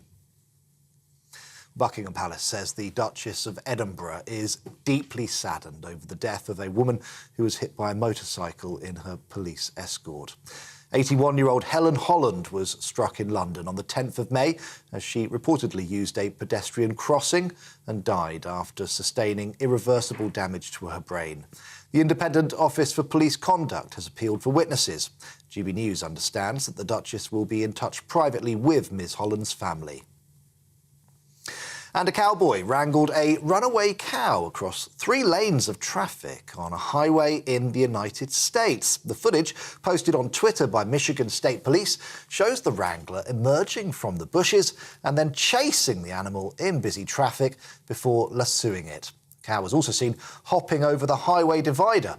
The animal is now back in its pasture and reportedly unharmed. OK, this is GB News. We'll bring you more as it happens. So let's get back to Mark.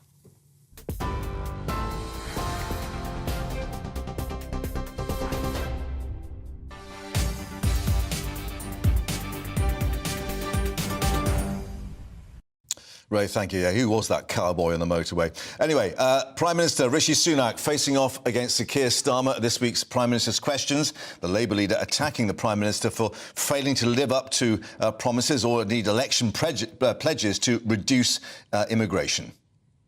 The Prime Minister stood on 3 Tory manifestos, each one promised to reduce immigration. Each promise broken. They all stood on those manifestos as well. Why does he think his home... They all stood on those manifestos. So why does he think his Home Secretary seems to have such a problem coping with points-based systems? Mr. Speaker, just this week we announced the biggest ever single measure to tackle legal migration, removing the right for international students to bring dependents, toughening the rules on post-study work and reviewing maintenance requirements. But what is the honourable gentleman's contribution? There are absolutely no ideas. There is absolutely no ideas, absolutely no semblance that there would be any control. Why? Because he believes in an open-door migration policy.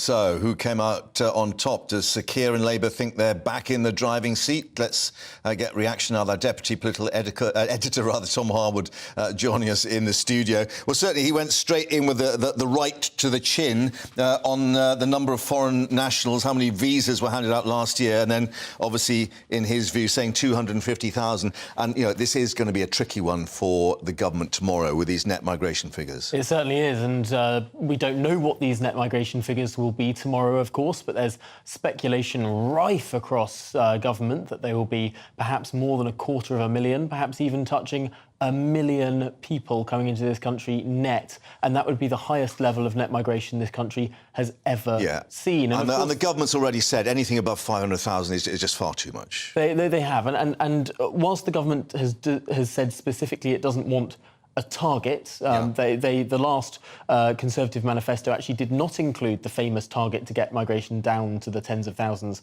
as David Cameron pledged once upon a time.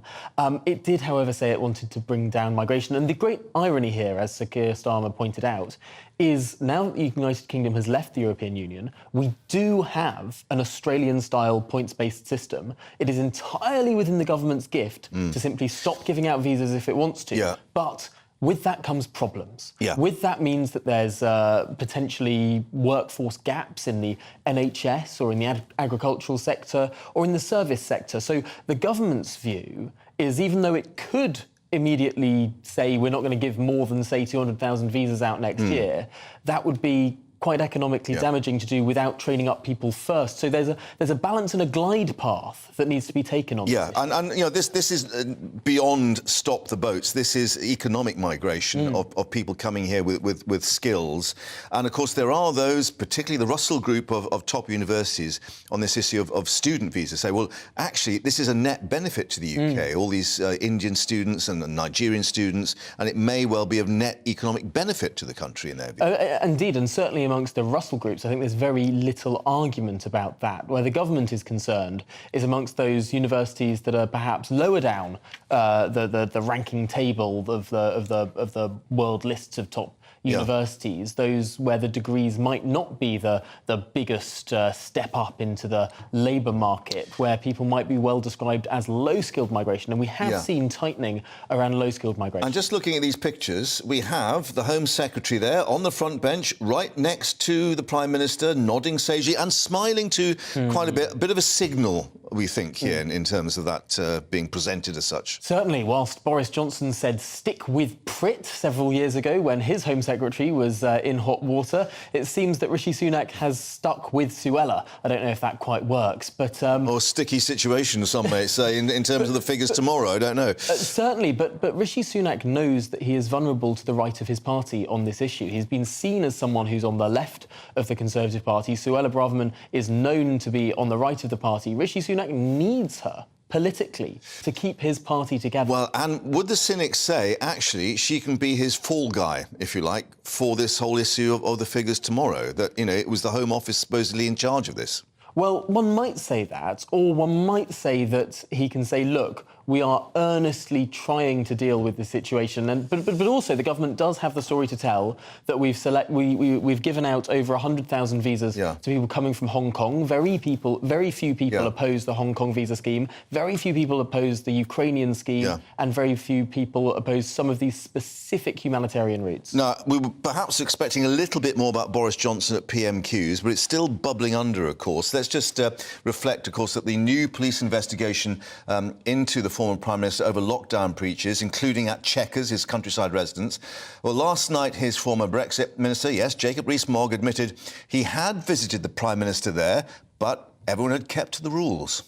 I can tell you that during that period, I went to Chequers. I was invited there with my children, entirely in accordance with the rules.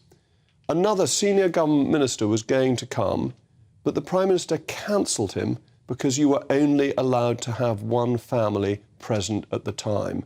So what would have been a meeting with the Prime Minister, the Chief Whip and the Leader of the House of Commons just had me there because you couldn't mix families. The Prime Minister was diligent about it. I'd also say that one of my children after lunch bowled out the Prime Minister and removed his middle stump, but that would be boasting. Well, is he still on a sticky wicket, we wonder, because we've got Alex Chalk, the Justice Secretary, and others now saying no ministers involved in this decision-making process. Proper process was followed, although the Johnson camp is saying this is a politically motivated stitch-up, bizarre and unacceptable, another assertion. I mean, this is getting quite sticky, isn't it, for the Tory party behind the scenes? It is, and people I've spoken to today around Boris Johnson are absolutely furious that this has been forwarded to the police. They genuinely believe Boris Johnson did nothing wrong and are upset that the media impression of this is that somehow there were gatherings during lockdown, which they maintain was not the case. Yeah, because it's taken from the ministerial diary. They've gone through the various... And over the course of 2020 and 2021, there were varying levels of restrictions. Sometimes there was the rule of 6. At one point, there was a rule of 30 indoors. There were varying levels of 1 metre plus, of 1 metre, of 2 metre distancing, all of these different and confusing regulations. And those around Boris Johnson are confident, they think, that no rules were broken, no gatherings were had during formal lockdown. Therefore, one would pose this question: why then are you so worried about going to the police? Because clearly that would put an end to it if the police decide no case to answer. Well, one of the frustrations, of course, about it going to the police is that Boris Johnson can't put his case publicly. This is why we haven't heard anything from Boris Johnson himself on this to say that I wasn't there, or that's not the case, or these are the dates where things happened, because there may be an active police investigation. Now, of course, no active investigation has been incited, just the referral has... Yeah, just has gone through the system. Because there may be that investigation, this gungs up and, to some extent, gags the former Prime Minister, and that's a concern. And last question on this, where does it affect the parallel inquiry, if you like, the Privileges Committee within the Commons? Does this hamper that, or does it actually give more sort of gusto to it? Well, of course, there are two different inquiries. Yeah. This information and the diaries were given to the Cabinet Office with regard to the formal COVID inquiry. Now, this is the big, expansive project to find out exactly what went on and lessons learned and all the rest of it with regard to the whole of the pandemic. There's the other investigation of the Privileges Committee within Parliament, which is much more small and specific into the issue of whether or not Boris Johnson misled the House.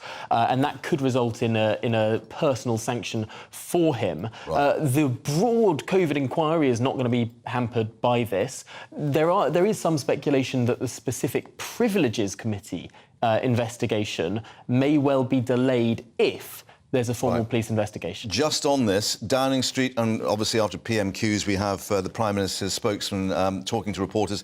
Downing Street has rejected suggestions that Boris Johnson is the victim of a politically motivated stitch-up and stretched that Rishi Sunak had no involvement in the decision to refer the former Prime Minister to the police over further potential lockdown breaches. So they're trying to put it into the long grass. They are indeed, but there have been two different arguments from those that are around Boris Johnson. Number one, is this someone in the Rishi Sunak camp politically? Number two, is this the civil service out to get Boris Johnson? Perhaps the statement that we've seen from Downing Street this afternoon pushes people to think more this is the civil service than the political operation of Rishi Sunak. To be continued, I think, is the phrase. As ever, Tom, thank you for that. But let's just update you with some breaking news that we're getting on this situation in Cardiff. And the Independent Office for Police Conduct says it will now investigate that crash at Ely in Cardiff on Monday with the death of 2 teenagers in the collision. Now, despite police officers there initially saying none of their vehicles were on the road at the time, this CCTV footage appears to show a police van following an e-bike just minutes before that crash, that incident. And, of course, suggestions that the police commissioner had again denied that any kind of police pursuit was in action there. So more reaction on that. Will be live at the scene for you in Cardiff shortly. Also coming up, all the reaction to the inflation figure down to 8.7%, but food, yes, still on the up. Where does that leave us? We'll be discussing it in a moment. I joined GB News because I was sick and tired of not hearing my views being represented, not just mine, but so many people that I knew and spoke to. I just couldn't get my voice out there. I couldn't say anything. I couldn't do anything. Whatever the narrative was, I kind of had to follow it. GB News is there to provide a voice for those who have been ignored by the establishment media. We think different things, we've got a different style. GB News is here to be optimistic and positive about the future. It's real kind of dynamic and flowing, with the audience very much at the heart of it, like a big family. Here at GB News, we talk about the things that matter to you. Hearing the voices from right across our towns and cities, especially our towns. All sides of the argument represented with a heavy dose of opinion. We're on a mission here to make a difference. And the GB News family really is here for you, and whatever time of day you can watch or listen. Britain's watching. Britain's watching. We're proud to be GB News, The People's Channel. Britain's news channel.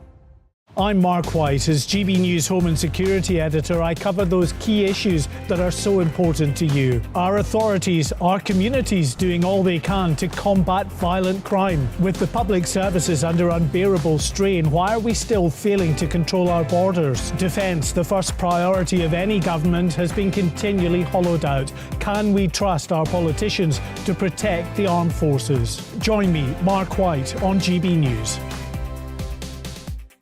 Monday to Thursday, 9 p.m. till 11 p.m. Join me, Dan Wootton. I'll bring you the sharpest takes and hottest debates. Do you not believe in prisons? I don't believe in prisons. I'm completely stunned. I guarantee you there'll be no spin, no bias, no censorship. I actually was personally quite offended by it. And no reason to go to bed. So I guess they've always been quite woke. That's Dan Wootton tonight on TV, radio and online. Monday to Thursday from 9 p.m. till 11 p.m. on GB News. The People's Channel, Britain's news channel. You've probably seen politicians interviewed 1,000 times, but we do it differently. We find out who they really are, we don't shout, we chat, and hopefully we bring a bit of light, not just heat. Did you know Kate Moss? Apparently. Do you have a pair of jeans or a pair of jeans? No, of course I don't. What would I do with them? My friends are like, oh my God, what's she doing now? Join me every Sunday at 6 for Gloria Meets, only on GB News, the People's Channel, Britain's news channel. Start the day with GB News. We catch up on all the big stories you didn't hear the night before. And take a look at what the world's talking about this morning. That's right, Monday to Thursdays from 6 o'clock. It's Breakfast with Eamon and Isabel. Straight after breakfast, join us, Bev Turner and Andrew Pearce. We're going to take you through till noon. We'll be tackling the big topics of the day, including the things that the other channels just won't talk about. If it's happening here. Wake up to mornings on GB News, the People's Channel. Britain's news channel.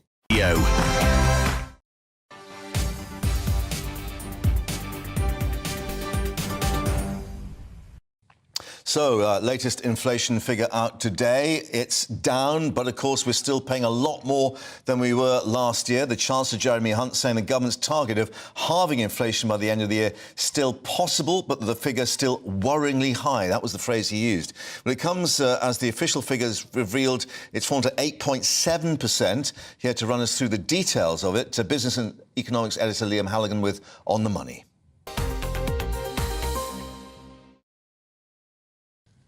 So where are we with this ghastly cost of living crisis? We've had double-digit inflation since August last year.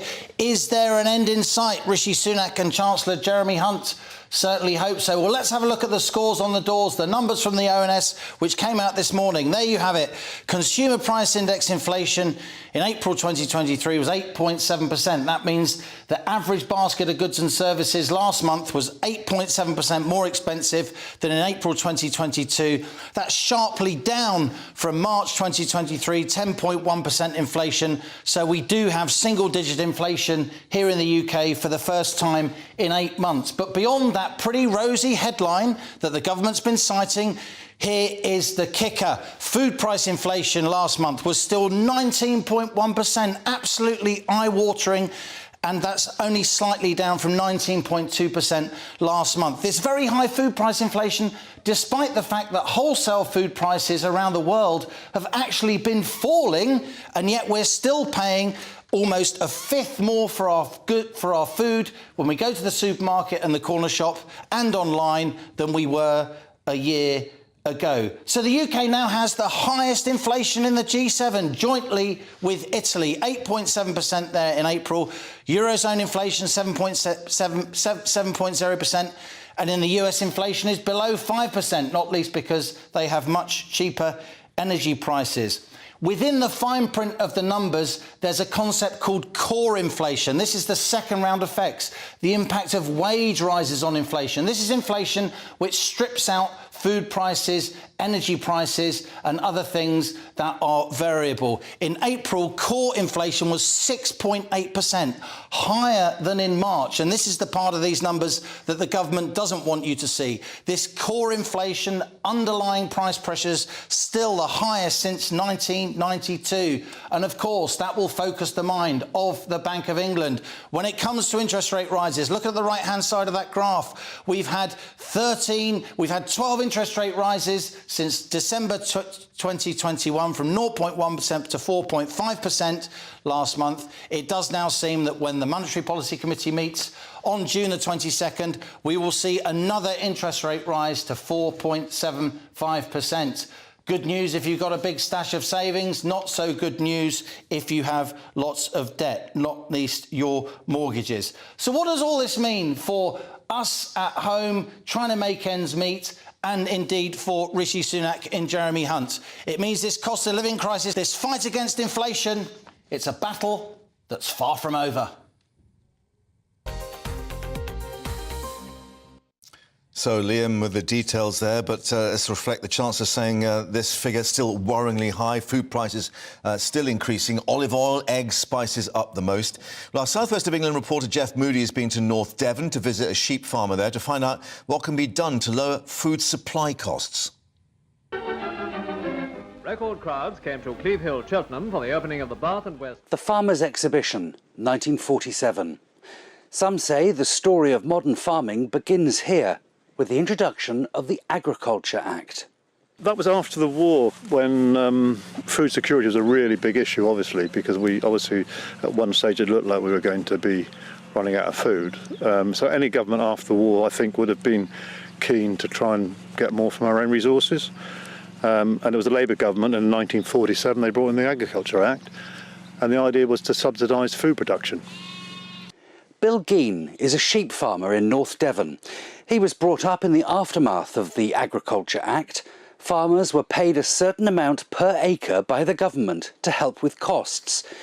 He was farming when subsidies began arriving not from Westminster but from Brussels too. Well, it certainly provided plenty of cheap food, which is what governments wanted and what the EU wanted. And the farmers have always stepped up to the mark and done what's needed. I think that would be true. But in the past few years, everything has changed. We've left the EU, so we no longer get those subsidies. Of course, we've seen a pandemic, we've seen a war in Ukraine, which is putting untold pressure on prices. But it's more than that. The government's priorities have changed. Farmers are still getting subsidies, the same as they ever have done. But there's now stipulations as to how they spend those subsidies. And it's not about cheap food. Farmers receive around £20 per hectare in subsidies, but these come with a catch. They're to be spent on improving soil and moorlands, habitat management, hedgerow creation, tree planting. Worthy causes, but not designed to promote cheaper food. It's going to need to be a clever trick. We need to protect the environment and produce more food. I think there are answers in robotics and genetics and introducing new ways of working and certainly new ways of managing land that will help do that. The industry has taken its concerns to Downing Street. The Farm to Fork Summit, the first meeting of its kind, brought together farmers, food producers and some of Britain's largest supermarkets. But the major retailers aren't bowing to pressure to lower their margins. The government's keeping up its drive towards net zero. One trade body that attended the summit described it as an empty meeting. Empty meetings mean empty shelves, and until a different funding model is agreed, higher food prices seem here to stay. Jeff Moody, GB News. With a few empty shelves there. Well, of course, the Chancellor indicating things are tough, he said, but will get better. But, yes, concerns on food pricing. In particular, of course, this will reflect staples such as sugar, milk and pasta up sharply yet again. Let's speak now to economist Vicky Price, who can join us. And, Vicky, in terms of the government indicating where things are going to go, still absolutely deliverable, they say, in terms of halving inflation by the end of the year. But the problem is this food price inflation still stubbornly high.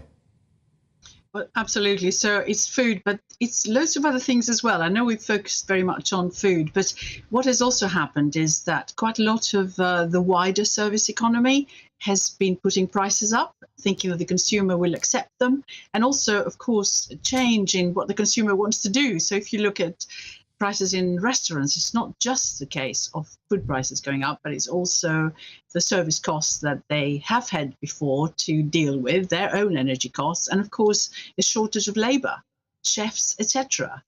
Despite attempts to bring more people. So, and the consumer has been happy also to change their spending patterns. So what you find is that various months they spend less on food from supermarkets and more eating out, going to bars, and general sort of recreation. And you see that too in terms of what people are prepared to pay for going abroad. So huge increases in prices there, and huge demand, of course, has gone back to above pre-pandemic levels, actually. Yeah, so people still seemingly have got, disposable income to actually do those sorts of things. But I think increasingly the consumer is starting to ask, is this greedflation, as the phrase has been coined? Particularly, Sir Ed Davey, Liberal Democrats, saying that the CMA, the Competitions and Markets Authority, really needs to look at this in more detail. I think that they do have a point. The interesting thing is when you look at what's been going on in Europe, you've had very high prices there as well for food. In fact, in some countries like Germany, even higher than what we've seen. And there are now quite a lot of concerns that there is a profiteering, if you like, that takes place. Even I've seen some reports from Germany which are actually pretty worrying. So I think there is a general concern that maybe companies have taken advantage of the fact that people are just expecting prices to be high and therefore putting up with it. But I think there's a limit. And the limit is not that there is a lot of concern about whether the profiteering is there. It is to a considerable extent because people are not going to be able to carry on affording this. Because if you look at what's happening this year alone, household personal disposable incomes are going down because we don't only have higher prices, but we've also got taxes going up. So what is left at the end of the day, you add to that interest rates being high, and I was listening to Liam, who thinks that interest rates may go even higher, then all those costs add up, and the ability of consumers to afford those prices in the shops is going to be very limited by that. Yeah, and on that very topic, we've got the Bank of England admitting that perhaps, they were a little slow out the traps in terms of assessing what inflation was going to be doing. Are they sort of overdoing it now, over-egging it by pushing these rates ever higher? I mean, the market seems to be pricing in now another rise on June the 22nd up to 4.75%. Yes, they are expecting that to happen because of the words of the governor of the Bank of England yesterday. Of course, he was quizzed by the Treasury Select Committee, and he did say that they had underestimated possibly the supply chain issues that are there, but also he's been talking about cost push, that the fact that wages are going up, even though they're not going up in line with inflation, they're still below that.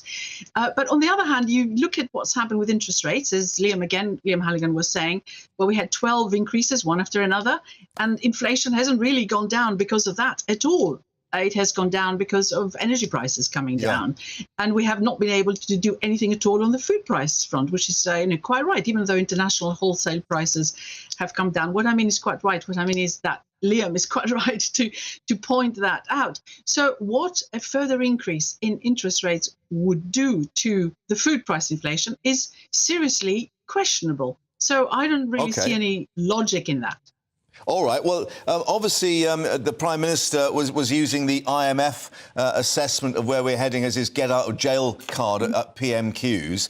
And clearly they don't think we are going to be into recession now. But in terms of growth in the economy, pretty low growth at that. I mean, could that tip the other way if things don't turn out as they expect?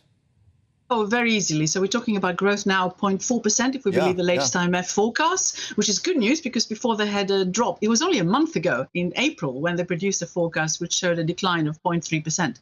So they've obviously changed their outlook, particularly about, I'm suspecting, energy prices ahead. But of course, it could tip the other way, mainly because of what I've just been talking about. The households are squeezed and will be increasingly squeezed. So that's one of the issues.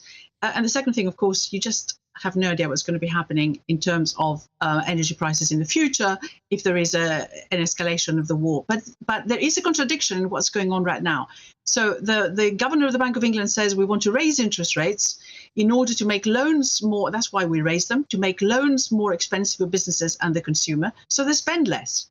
Well, that, of course, means less growth. On the other hand, we have the government wanting to get more growth. And one of the reasons why they say the Bank of England says we're going to raise interest rates more than we had expected and we've underestimated inflation is also because growth is better. So what do you want? And that is, I think, a real issue right now in terms of where you end up with this policy, which is very contradictory and very confusing for most people. On that question, what do we want? Yeah. OK, Vicky, as ever, thank you for taking us through all those numbers. We'll see what occurs, of course, June the 22nd on that base rate. Thank you very much indeed for your expertise once more. Coming up here on GB News Live, we're heading back to Cardiff to get more reaction after the Independent Office for Police Conduct says they will investigate this incident in Ely and Cardiff, of course, following the release of this video with the two youngsters on the bike with a police van following. All the latest coming up, but first, news headlines with Ray.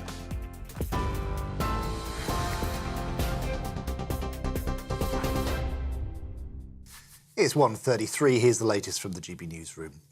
Rishi Sunak says today's figures show the government is making progress on his promise to halve inflation. His comments come as new data showed that inflation fell to 8.7% last month, its first time below 10% since last August. However, with food price inflation continuing at a near-record 19.1%, Labour is accusing the government of failing to help struggling families. Jeremy Hunt says there's still more work to be done.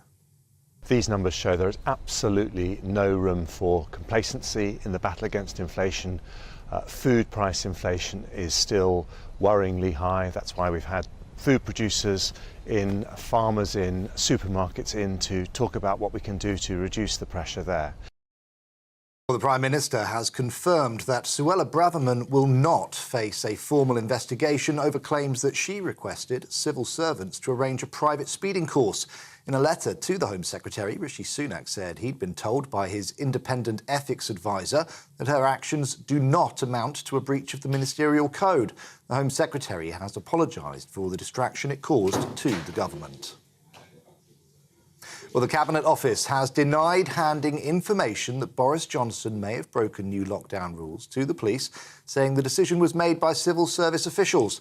That comes after the former PM accused the Cabinet Office of making bizarre and unacceptable claims. Mr Johnson has been reported to both the Met and Thames Valley police forces over events at Chequers and Downing Street. He's denied breaking the rules and insists all events were lawful. Authorities searching a reservoir in Portugal are using a mechanical brush cutter to hunt for clues in the disappearance of Madeleine McCann. Earlier, officers were using radars, rakes and poles and were seen removing a number of bags of potential evidence. GB News has been told the investigators are looking for any sign that the 3-year-old was taken to the reservoir, which was visited a number of times by prime suspect Christian Bruckner. Well, you can get more on all of these stories by visiting our website. gbnews.com is the place to go. Back to Mark in just a moment.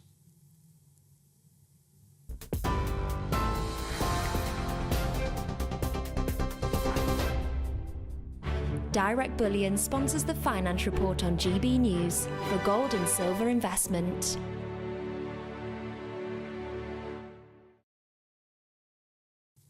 OK, let's get a quick snapshot of today's markets. The pound will buy you $1.2397 and 1.1496 euros. Price of gold, £1,598.48 per ounce. And the FTSE 100's at 7,621 points. Direct Bullion sponsors the Finance Report on GB News for physical investment.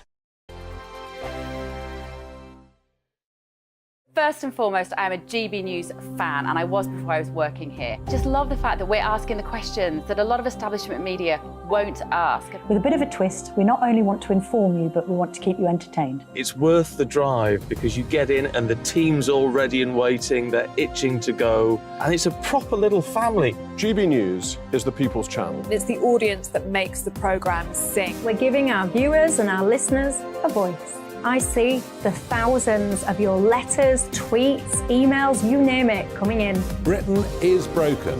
How on earth did we get into this mess? But more importantly, how do we get out of it? The establishment had their chance. Now we're here to represent you. It's time for something different.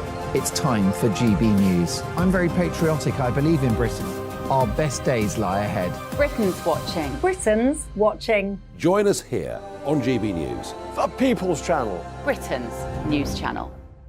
I'm Simon Evans. Join me on GB News for Headliners at 11 p.m. What's the scoop? I'll be joined by two of the country's top comedians. That's right. As we take a look at tomorrow's newspapers tonight. We're going to get into trouble. If it's a big story, we'll be covering it. Spill some tea on him. There we go. But we'll also have some fun. I wouldn't stick up a bank. My father didn't love me. So anyway. Headliners every night from 11 on GB News, the People's Channel, Britain's news channel. Westminster is going around in ever-decreasing circles, followed by the media. Britain is broken. How on earth did we get into this mess? But more importantly, how do we get out of it? Join me at 7 p.m, Mondays to Thursdays on Farage, here on GB News. We will have open, rational debate. We've got to work out how Britain moves forward from this. Join us here on GB News, the People's Channel. Britain is watching. I'm Andrew Doyle.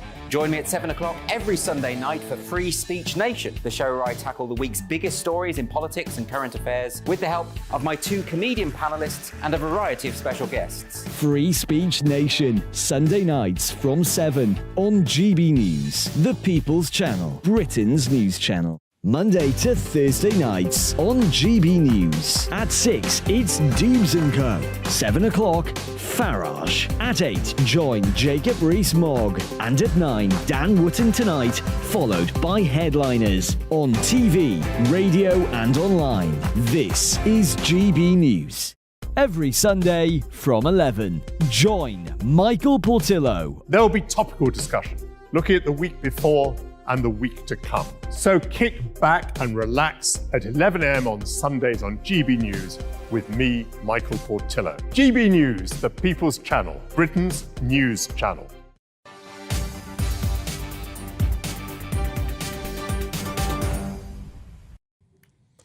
Now let's update you on the situation in Portugal, where, of course, we've had the Portuguese police joining German officers and, indeed, officers from Scotland Yard on the second day of their investigation at this reservoir in this remote area of the country. Let's get the latest now with our reporter Mark White, who's there. On the edge of this reservoir, 30 miles from the resort where Madeleine McCann disappeared, there is now intense search activity.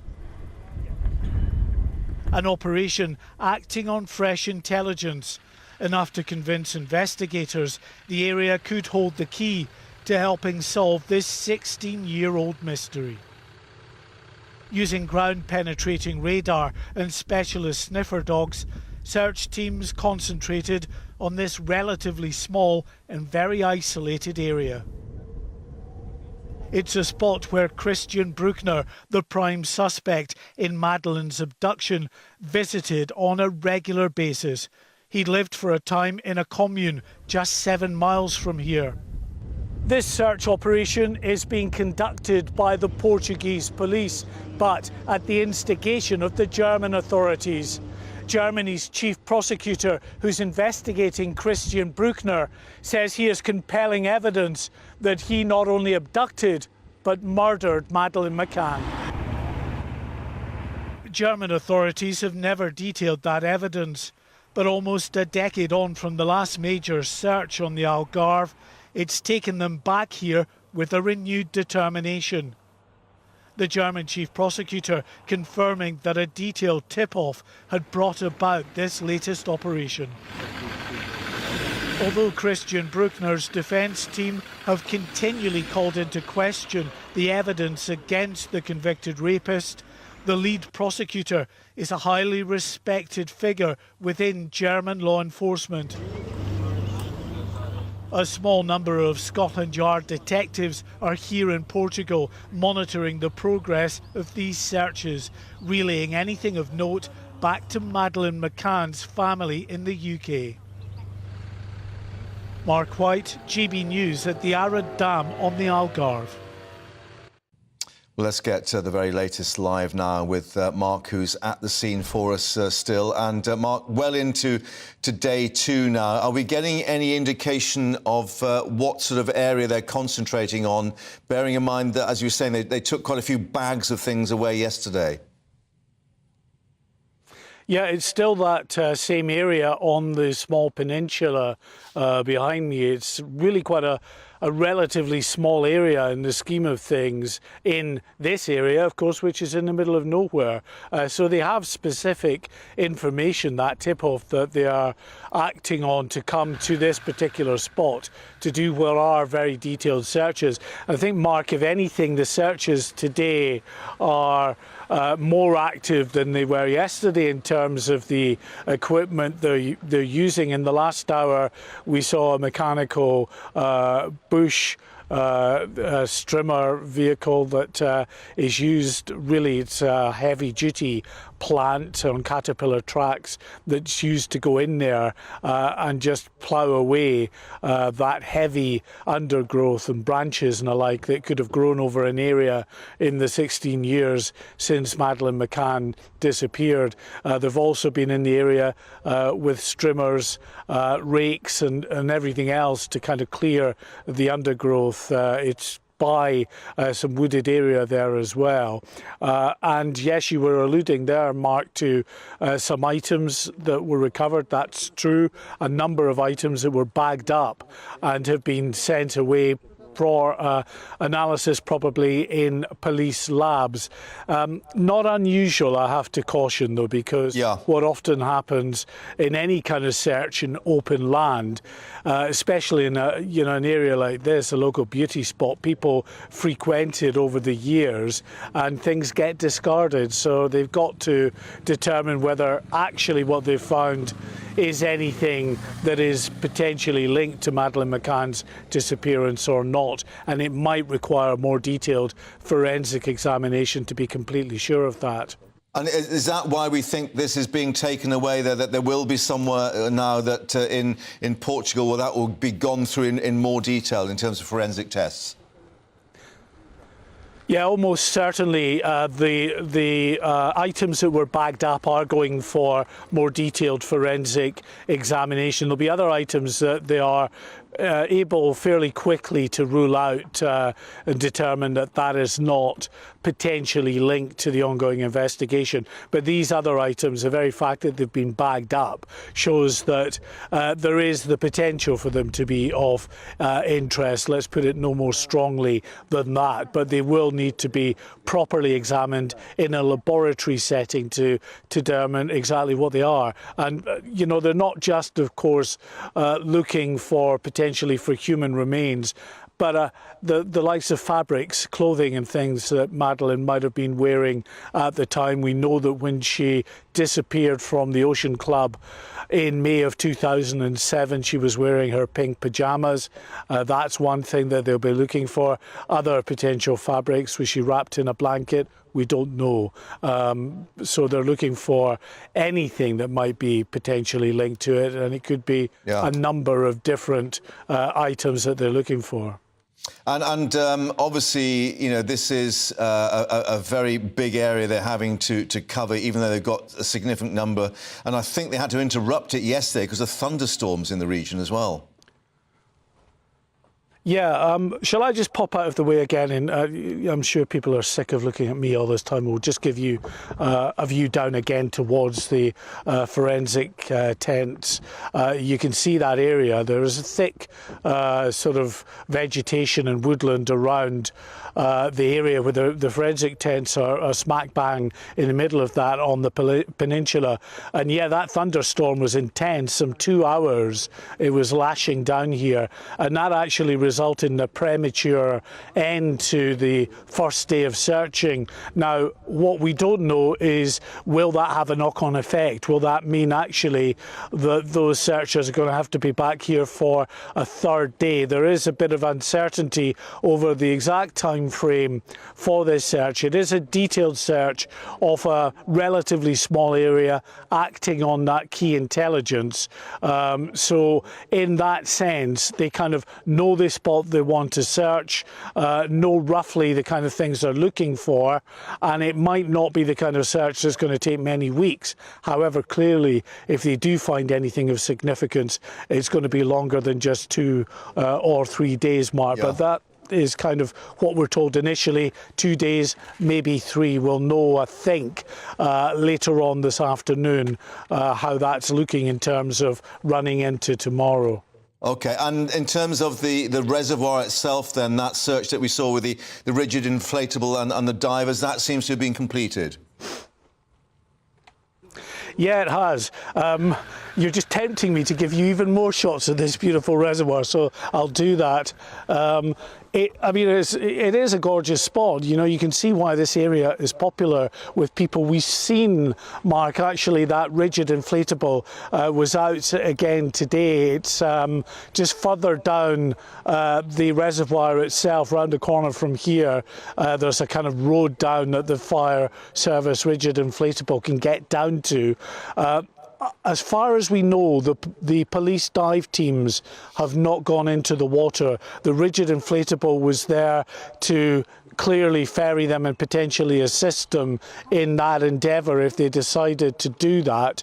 But also, of course, it's good for shoreline searches and to help those police and other specialist teams on the shoreline. If there's anything that they can't quite reach, the rigid inflatable can be used for that.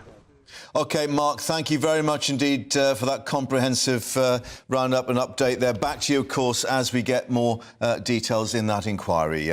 Mark White there for us in Portugal. Just to remind you, of course, Scotland Yard detectives there as well, although they say they are just merely monitoring the operation being undertaken by the Portuguese and German officers to keep the McCann family up to date on whatever is going on. Now, close to home in Cardiff, the Independent Office for Police Conduct to investigate this incident in Ely in the city on Monday with the death of 2 teenagers in that collision. Now, despite officers initially saying none of their vehicles were on the road at the time, the CCTV footage appears to show a police van following an e-bike just minutes before the incident nearby. So let's actually get an update. I think now we can hopefully speak to Paul. Yes, we are there. Paul, thanks for updating us, because there's a huge number of balloons and flowers being laid there behind you. And I think is there a special balloon release, I think they call it, at about 6 o'clock tonight being organised as well? Yeah, this community is united in anger and grief. Well, we've got problems there with the sound from Paul. We'll try and get that link a little bit more stable for us. Just to reiterate that we are being told there is a balloon release being organised for a little later, of course, with many of the families who knew the 2 boys who were killed in that collision reacting to that. No, we've got a problem there, but we will be back to Cardiff. I think we do have you now, Paul. Can you hear us? Yeah, I can hear you, Chris. Yeah, we've got you loud and clear. Apologies to everyone for that, but I was just saying that we've got this balloon release, I think, being planned for later, but we can see sort of many balloons and flowers already there behind you at the spot.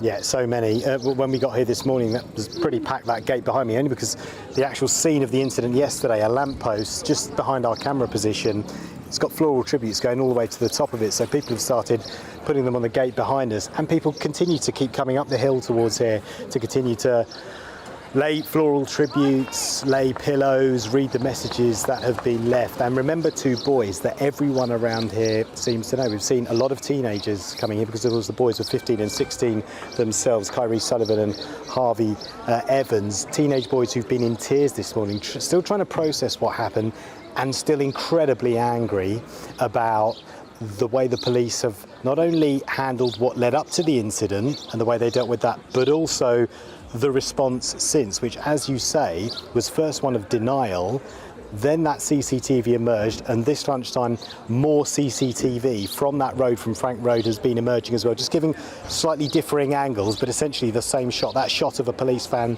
following a bike.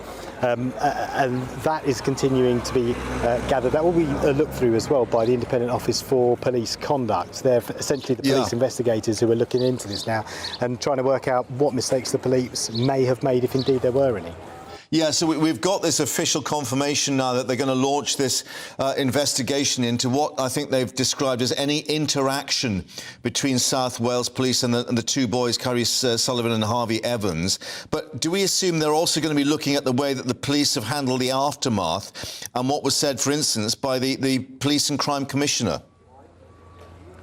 Yeah, one would have thought that as the evidence starts to seep out, and there'll be more CCTV footage, there are so many, we live in an age where there are Ring doorbells everywhere, and it's about a mile from where we are to where that initial CCTV footage was taken. So the route from there to here, and we've been down that route, we've been knocking on doors ourselves, we've seen other journalists knocking on doors, we've seen what we think are also members of South Wales Police or the IOPC maybe themselves knocking on doors as well, gathering that evidence. And as that evidence emerges, it will be difficult for investigators not to ask questions about the way the police have handled this following the incident. And you have to say, people here aren't just angry about the way the police handle it, also the fact that they say the bodies of the two teenagers were lying in the road for about 10 hours before they were taken away, and that the parents were prevented from reaching the scene. But that's what we've been hearing from locals here who, as I say, are pretty angry with what's happened.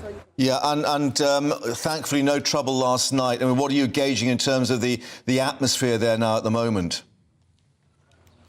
Tense. This morning, early on, when people were still pretty much in bed, few kids going to school, it was less, but it feels a little bit more tense now. Earlier there was a police van that made its way down this road, lots of booing, lots of shouting, so it feels tense on this. And also there's a little bit of an edge with the media as well, because the narrative when this started was about the violence, the rioters and what they were doing.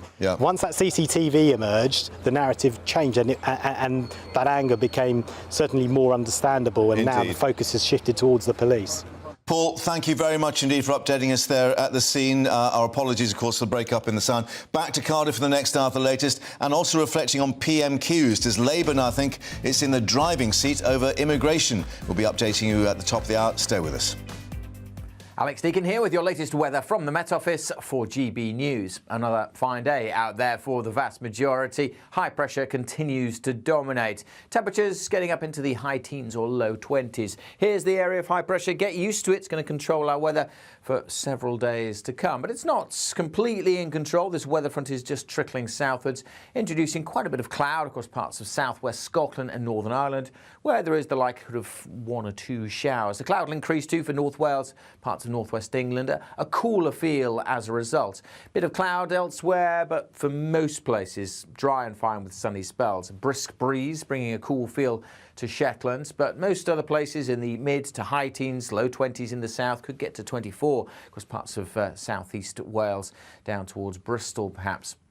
Through this evening, that cloud will continue to thicken over northern England, North Wales. Small chance of a shower, but most places dry. Could see things turning a bit misty over East Anglia and the southeast, but for most, again, it'll be a dry and a clear night. Quite a chilly one for Scotland and Northern Ireland, down to 2 or 3 degrees through some rural spots.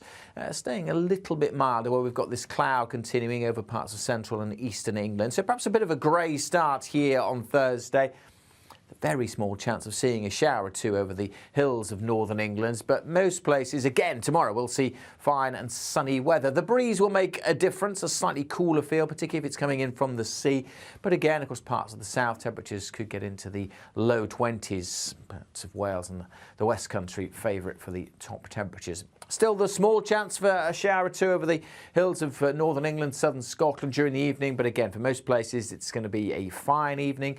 And that fine weather is set to continue even into the weekends. Lots of dry and bright weather, plenty of sunshine. Just a sign it might start to turn a little cooler across the north on Sunday. I'm Jacob Rees-Mogg, the Member of Parliament for North East Somerset and a former government minister. For years I've walked the corridors of power in both Westminster and the City of London. We need to have the arguments, the discussions on how we make it better. Crop failures, famine, war, suffering on a scale completely unimaginable. We are putting the cart before the horse. As Charles I said at the scaffold, he was the true defender of liberty. Yeah, I've completely derailed the conversation. Join me Monday to Thursday at 8 p.m. on GB News, Britain's news channel.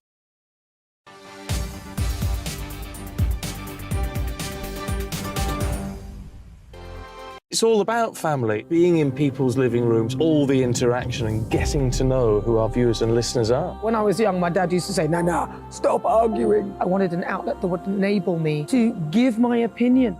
People are going through a really hard time right now, and I know that you don't feel like you're being listened to by the establishment. I came to GB News because it's the People's Channel and I want the audience to have their say on the events of the day. We're dynamic. We do something different. Democracy shows that the wisdom of the nation is in its people. I get to travel to find out what the story is from a personal perspective. The British people aren't fools. We know when we're not being told the full story. We've got to work out how Britain moves forward from this. It's the best country in the world. The establishment had their chance. Now we're here to represent your views. Britain's watching. Britain's watching. Britain's watching. We're proud to be GB News. The People's Channel. Britain's news channel.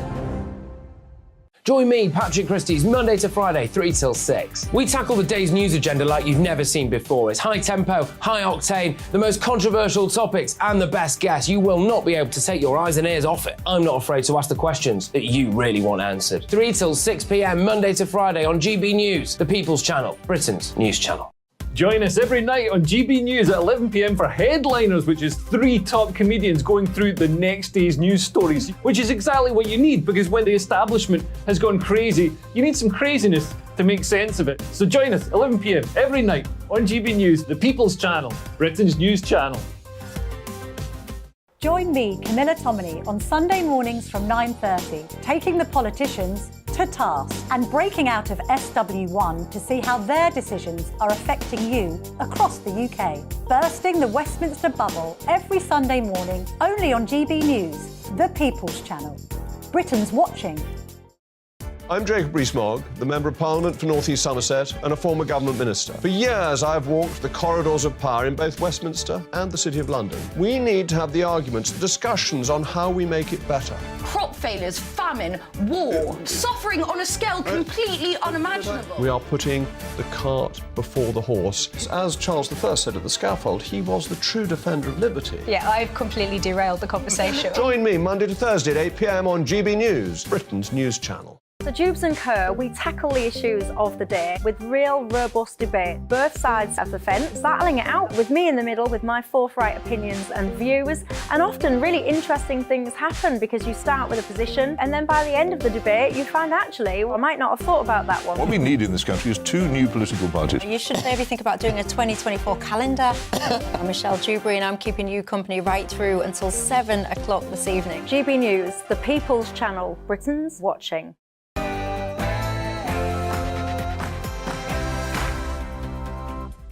It's 2 o'clock. Very good afternoon. You're with GB News Live. I'm Mark Longhurst, and coming up this Wednesday afternoon, no investigation into Braverman over her speeding fine, but Sir Keir Starmer questions her problems with points-based systems as he goes on the attack over immigration at Prime Minister's questions.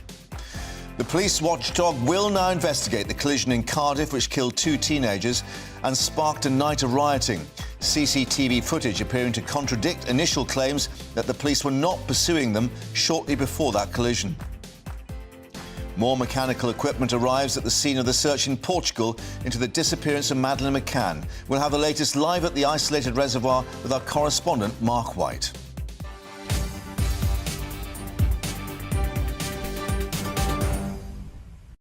And the latest coming up too on a court case involving a TikToker accused of breaking the law and then allegedly sharing it all online. That coming up in a moment. First, the latest headlines with Ray.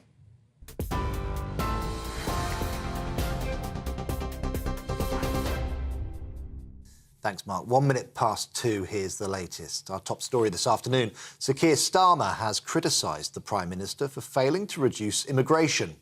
With the latest migration figures set to be released tomorrow, the Labour leader said government policies encourage businesses to recruit staff from abroad rather than hire British workers. He also said Rishi Sunak has failed to keep repeated promises to the electorate. Figures are out. It's 250,000 work visas were issued last year. He knows that answer. He just doesn't want to give it. And the new numbers tomorrow are expected to be even higher. The Prime Minister stood on 3 Tory manifestos. Each one promised to reduce immigration. Each promise broken. They all stood on those manifestos as well.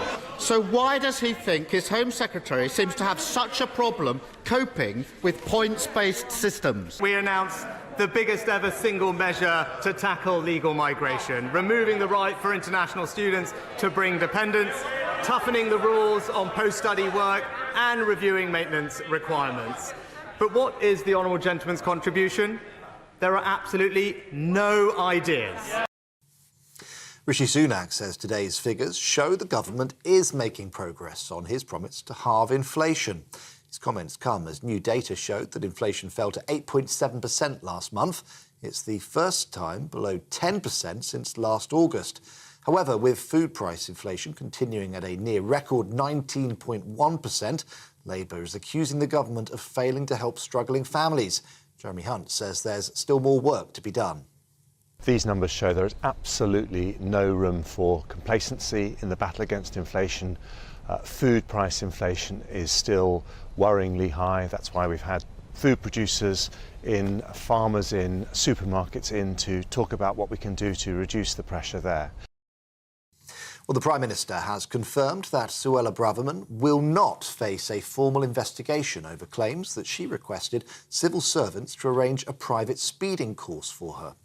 In a letter to the Home Secretary, Rishi Sunak said he'd been told by his independent ethics advisor that her actions do not amount to a breach of the ministerial code.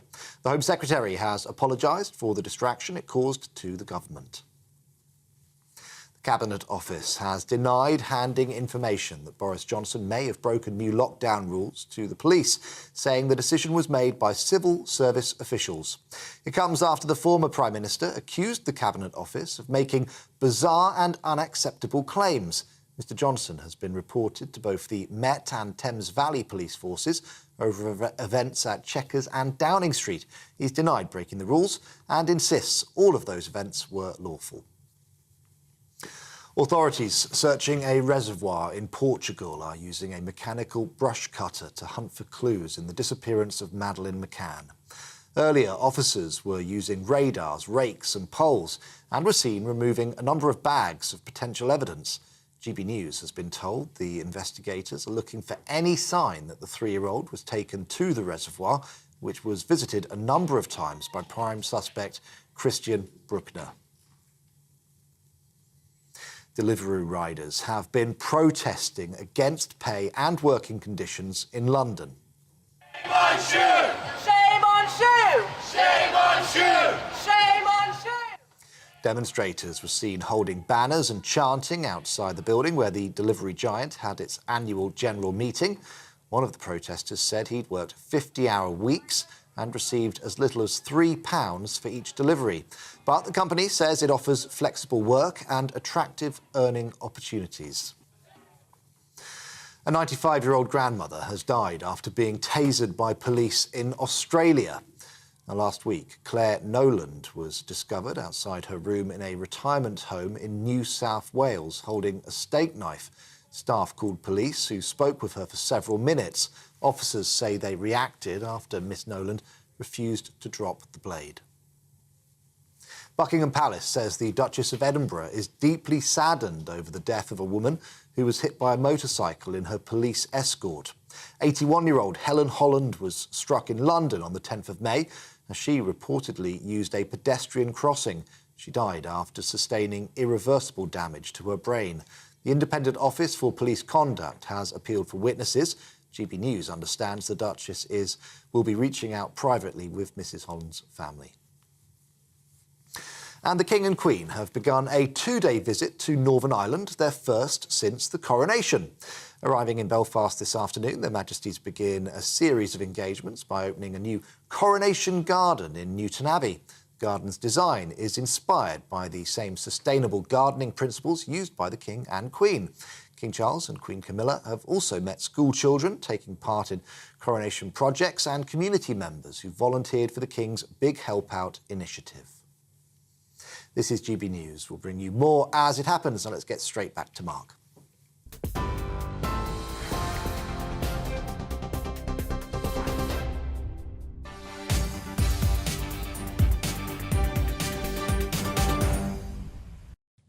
And welcome back. Thank you very much, Ray. You're with GB News Live. Let's reflect that lots happening on the political front today, with Prime Minister Rishi Sunak facing Sir Keir Starmer at Prime Minister's Questions, with, of course, a certain Suella Braverman sitting next to the Prime Minister.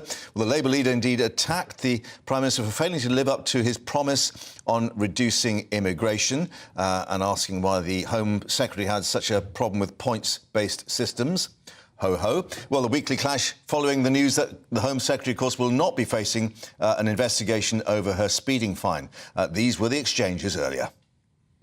The Prime Minister stood on 3 Tory manifestos, each one promised to reduce immigration, each promise broken. They all stood on those manifestos as well.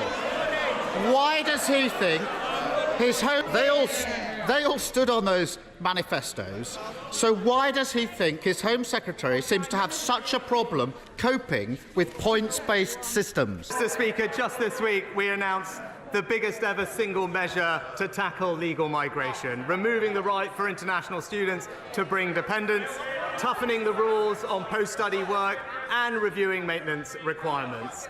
But what is the honourable gentleman's contribution? There are absolutely no ideas. There is absolutely no ideas, absolutely no semblance that there would be any control. Why? Because he believes in an open-door migration policy.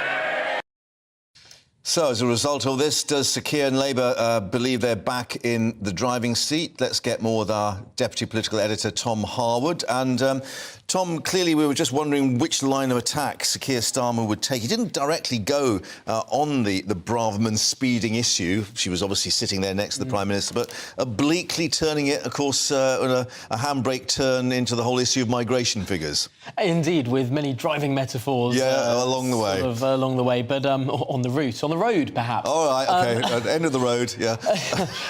No, it was interesting. Sir Keir Starmer clearly putting his tanks on the Conservative Party lawn. Very few people thought that today, of all days, the leader of the Labour Party would start talking about migration. Of course, it is very often that the Conservative Party in the past has wanted to talk about migration as to draw a big dividing line, a distinction between the Labour Party and themselves. Whereas now, many people are pointing to the fact that actually migration is higher under this Conservative government than it ever was under previous Labour governments. And it's not now that natural dividing line that perhaps it has been seen to be in previous general elections. Yeah, and overhanging, of course, all this today is this expectation tomorrow with the official figures that they could be north of 500,000, perhaps up to 750,000, with much difficulty then for both the Prime Minister and indeed the Home Secretary sitting next to him. Well, this is why it was such a clever line for Keir Starmer to say that the Home Secretary clearly has trouble with points-based systems. Yeah.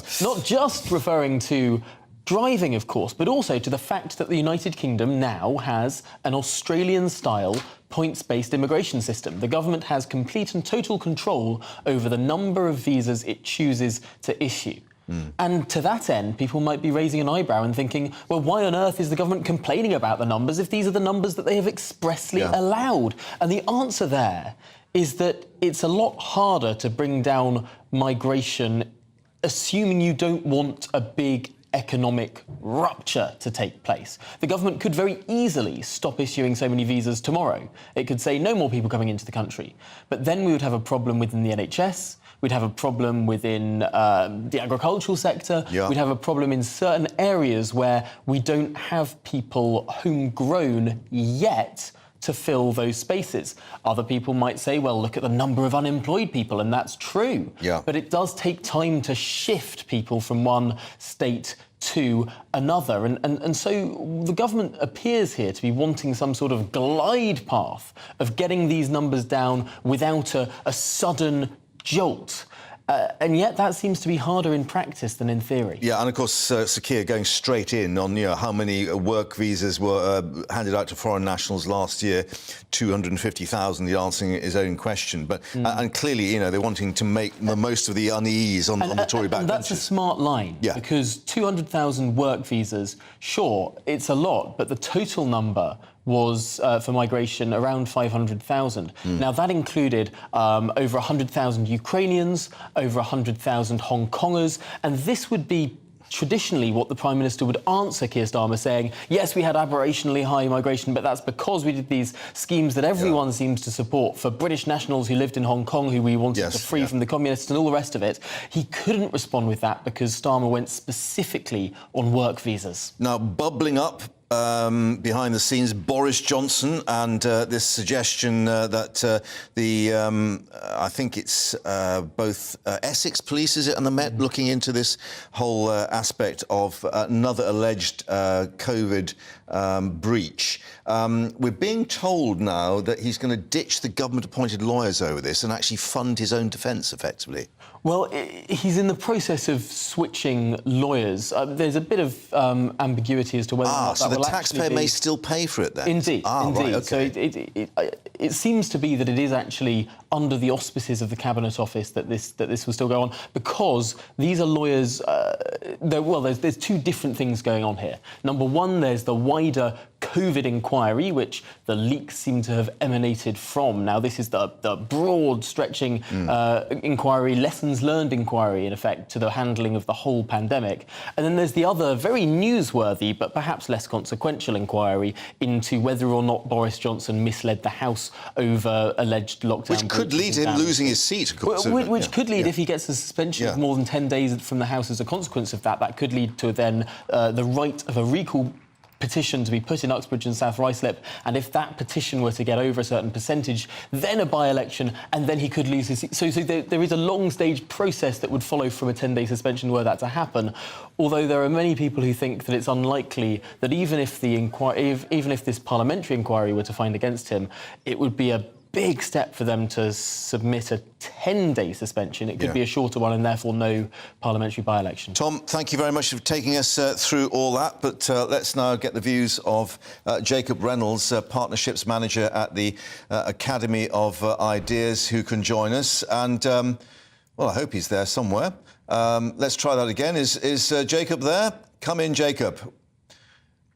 Another problem, I'm afraid, in terms of getting the picture, but I think he can hear us. Jacob, in terms of the Academy of Ideas, any idea as to how the government can massage these figures tomorrow? Well, they're obviously going to really struggle, as you and Tom were noting. There's this issue around the kind of aberrations, as it's called, and also in terms of the kind of numbers that have been doing the rounds in terms of the students. I think they're going to really struggle to kind of put out a story, a consistent story around immigration, especially when they've kind of tried to make it a key kind of plank of Rishi Sunak's prime ministership. So I think they're going to really struggle, and we're probably going to see further announcements in terms of cutting immigration. But as Tom noted, I mean, people might disagree with Tom about the kind of pace of how we can change from relying on foreign-born nationals to do work rather than people in the UK already. But until the government comes up with a serious and credible economic strategy for how we can kind of wean ourselves off cheap foreign labour, they're going to be caught in this bind, because we are reliant on foreign labour to some extent, and we do need a different strategy economically. Yeah, and is it, as the Home Secretary asserted, that we need the fruit pickers and the HGV drivers, or is it the fact, actually, that a lot of the people coming into the country have far more skills?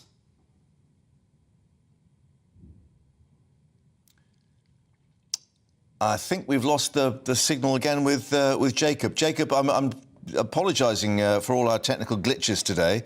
I think you can hear us again. Let's see if we can hear you. We lost the sound there. Just indicating, of course, that Suella Braverman asserted, we should be home growing our own fruit pickers and HGV drivers. But is it the case that a lot of the net migration, they have far more skills than that? Well, I think sometimes the skills issue is a little bit of a red herring, because one of the things that we need to get a handle on in this country is stop being so reliant economically on low-skilled labour to drive the economy.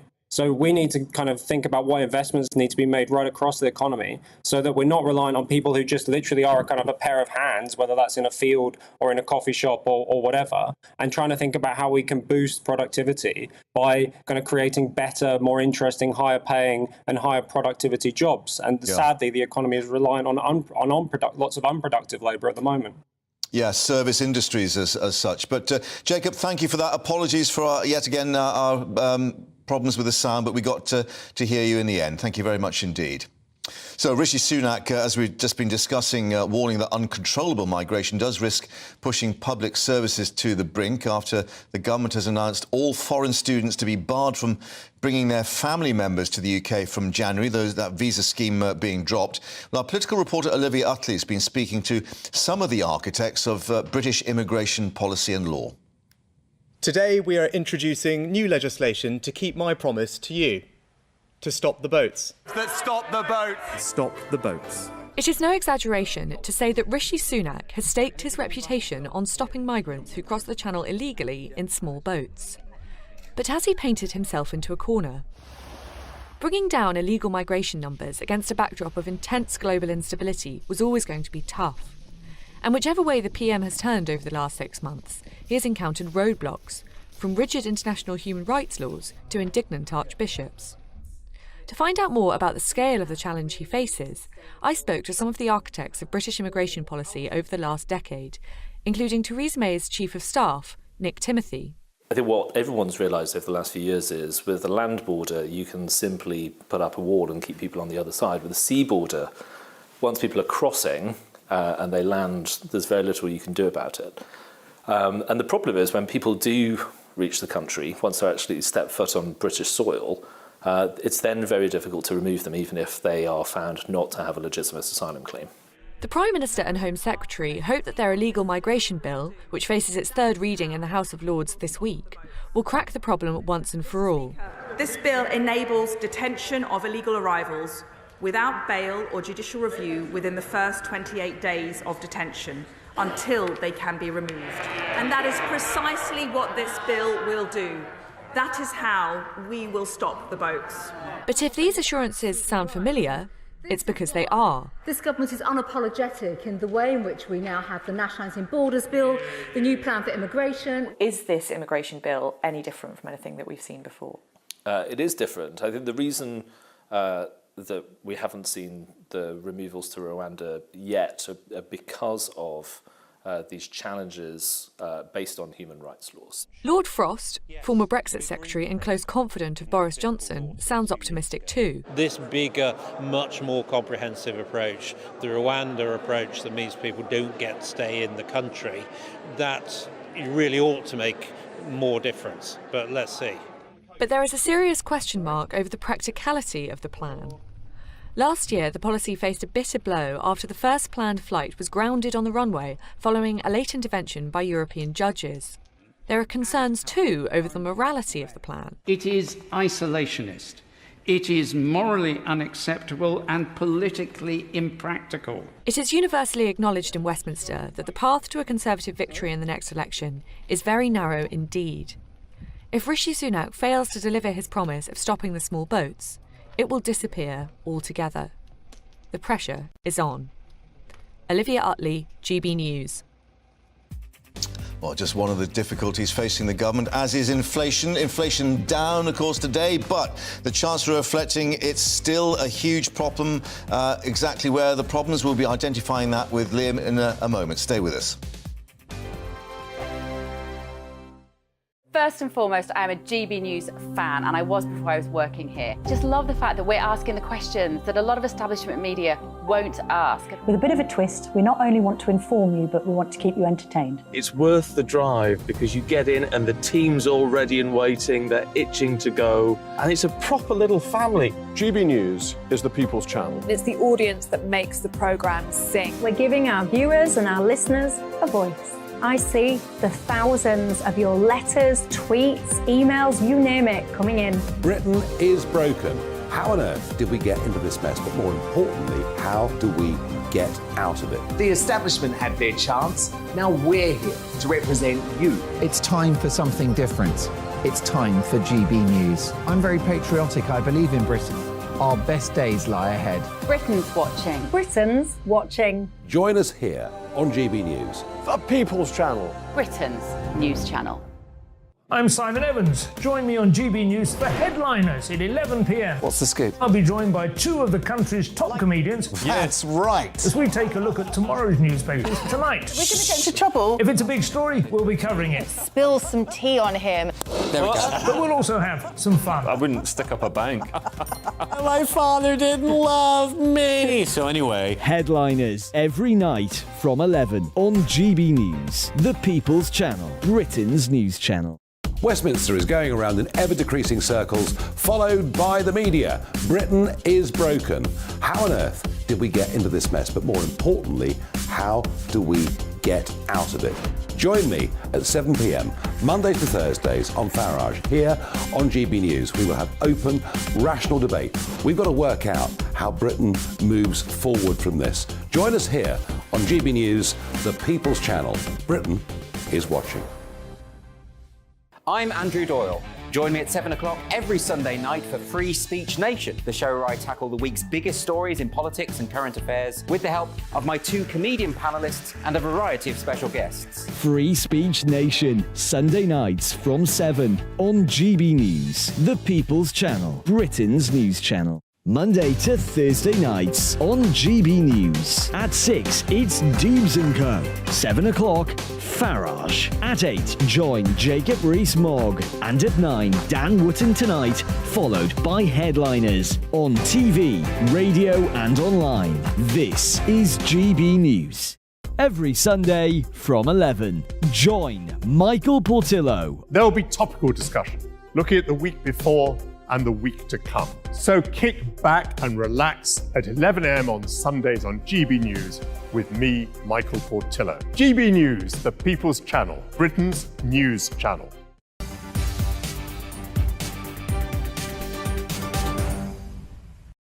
Welcome back to GB News Live. Should we take you to Northern Ireland? Because King Charles and Queen Camilla have arrived there for a two-day visit, their first indeed since the coronation. And that's rather splendid, isn't it? Arriving in Belfast to begin a series of engagements, opening a new coronation garden in Newton Abbey, inspired by sustainable gardening principles. Rather wonderful colour with Queen Camilla with a matching outfit there. The King Charles III and Queen Camilla gateway, it seems there. The King and Queen also meeting school children, taking part in various coronation projects. The King clearly in good humour there, and community members who'd volunteered to help the Big Help Out initiative. So we'll update you on that historic visit, the first since the coronation to Northern Ireland. Now, the Chancellor, Jeremy Hunt, says that the government's target of halving inflation by the end of the year is still possible. It comes as this morning's official figure reveals the inflation rate has fallen to 8.7%, but it still means, of course, prices are going up. We're here to run us through all the figures, our business and economics, editor Liam Halligan with On the Money.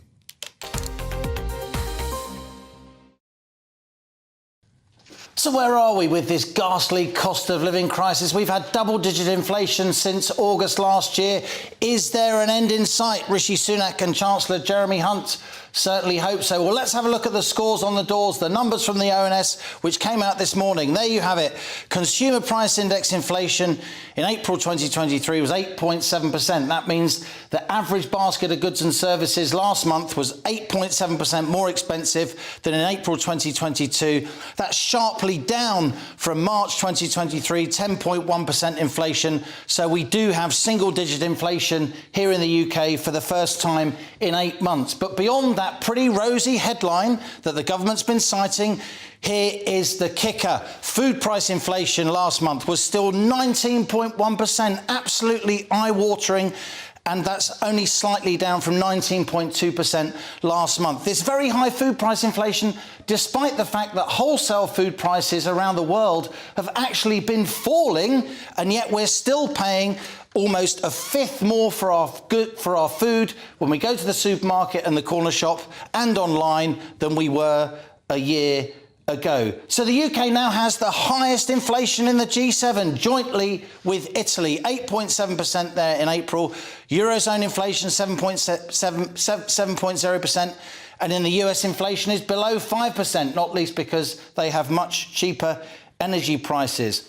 Within the fine print of the numbers, there's a concept called core inflation. This is the second round effects, the impact of wage rises on inflation. This is inflation which strips out food prices, energy prices, and other things that are variable. In April, core inflation was 6.8%, higher than in March. And this is the part of these numbers that the government doesn't want you to see. This core inflation, underlying price pressures, still the highest since 1992. And of course, that will focus the mind of the Bank of England.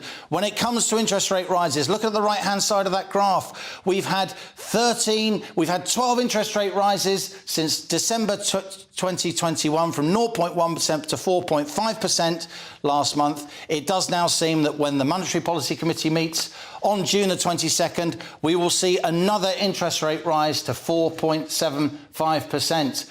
Good news if you've got a big stash of savings, not so good news if you have lots of debt, not least your mortgages. So what does all this mean for us at home trying to make ends meet, and indeed for Rishi Sunak and Jeremy Hunt? It means this cost of living crisis, this fight against inflation, it's a battle that's far from over.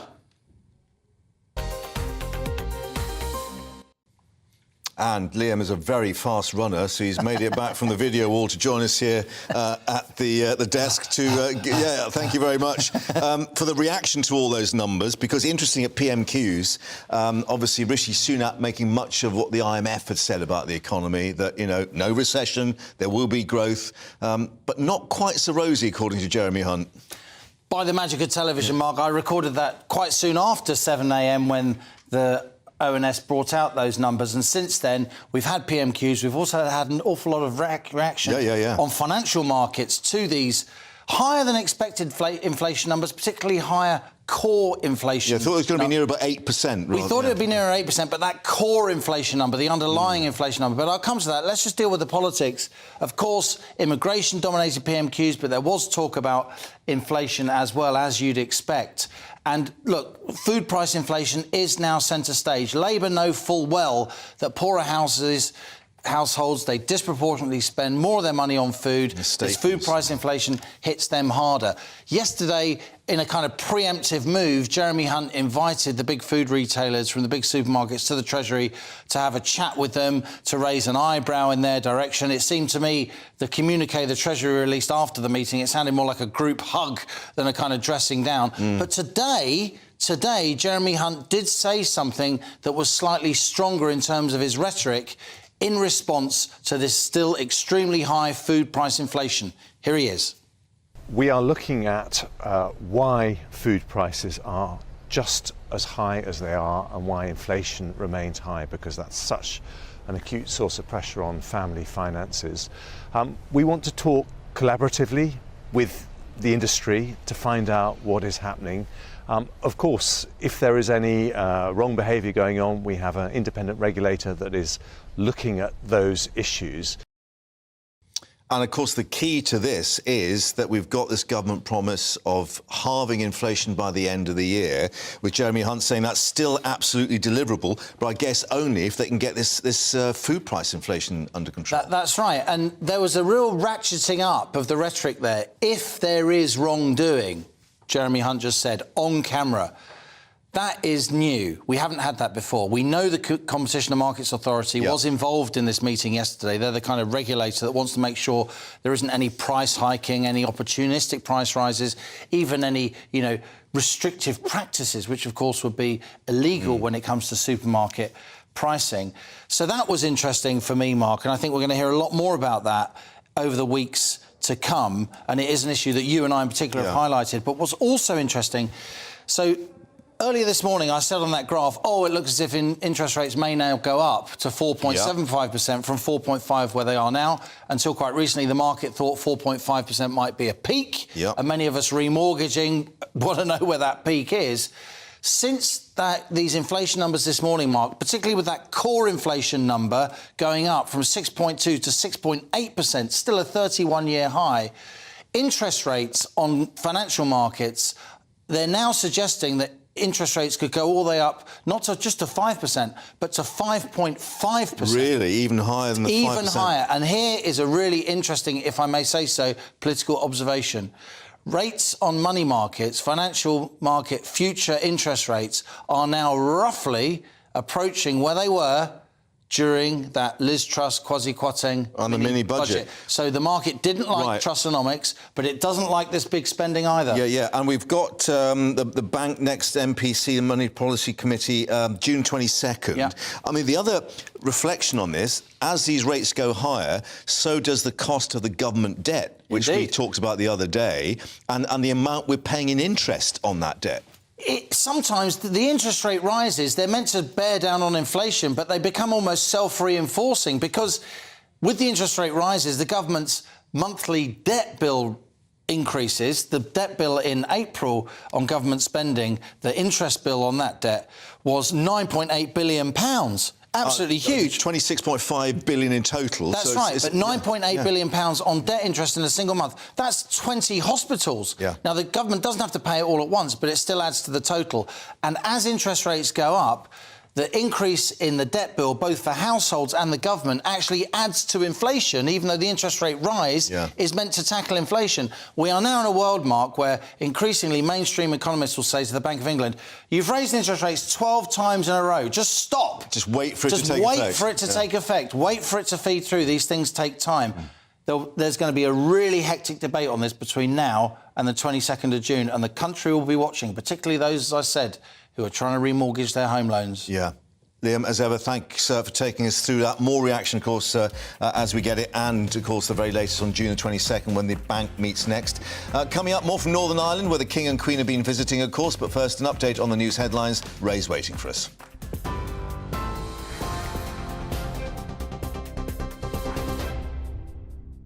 Thanks, Mark. 33 minutes past 2. Here's the latest. Our top story today. Rishi Sunak says today's figures show the government is making progress on his promise to halve inflation. His comments come as new data shows that inflation fell to 8.7% last month. It's the first time it's gone below 10% since last August. However, with food price inflation continuing at a near-record 19.1%, Labour is accusing the government of failing to help struggling families.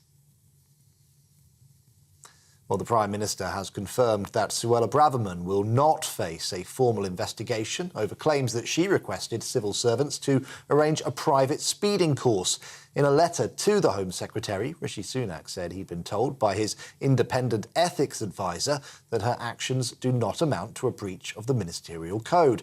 The Home Secretary has apologised for the distraction it caused to the government. The Cabinet Office has denied handing information that Boris Johnson may have broken new lockdown rules to the police, saying the decision was made by civil service officials. It comes after the Prime Minister accused the Cabinet Office of making bizarre and unacceptable claims. Mr Johnson's been reported to both the Met and Thames Valley police forces over events at Chequers and Downing Street. He's denied breaking the rules. And a legal row has erupted between the Cabinet Office and the official COVID-19 inquiry over the release of Boris Johnson's WhatsApp messages and diaries. Chairwoman Baroness Hallett is rejecting decisions made by the Cabinet Office to redact some of the material. The communications include exchanges between Boris Johnson and senior government ministers, civil servants and their advisers during the pandemic. And authorities searching a reservoir in Portugal are using a mechanical brush cutter to hunt for clues in the disappearance of Madeleine McCann. Earlier, officers were using radars, rakes and poles. They were also seen removing a number of bags of potential evidence. GB News has been told that the investigators are looking for any sign that the 3-year-old was taken to the reservoir, which was visited a number of times by prime suspect Christian Bruckner.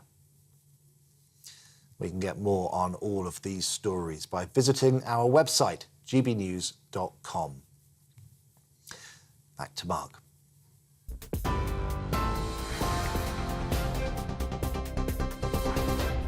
It's all about family, being in people's living rooms, all the interaction and getting to know who our viewers and listeners are. When I was young, my dad used to say, Nana, stop arguing. I wanted an outlet that would enable me to give my opinion.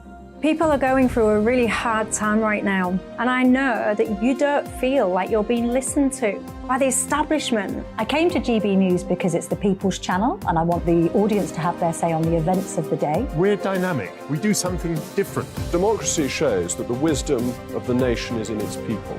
I get to travel to find out what the story is from a personal perspective. The British people aren't fools. We know when we're not being told the full story. We've got to work out how Britain moves forward from this. It's the best country in the world. The establishment had their chance. Now we're here to represent your views. Britain's watching. Britain's watching. Britain's watching. We're proud to be GB News, The People's Channel. Britain's news channel. Join me, Patrick Christie's, Monday to Friday, 3 till 6. We tackle the day's news agenda like you've never seen before. It's high tempo, high octane, the most controversial topics, and the best guests. You will not be able to take your eyes and ears off it. I'm not afraid to ask the questions that you really want answered. 3 till 6 p.m, Monday to Friday on GB News, The People's Channel, Britain's news channel.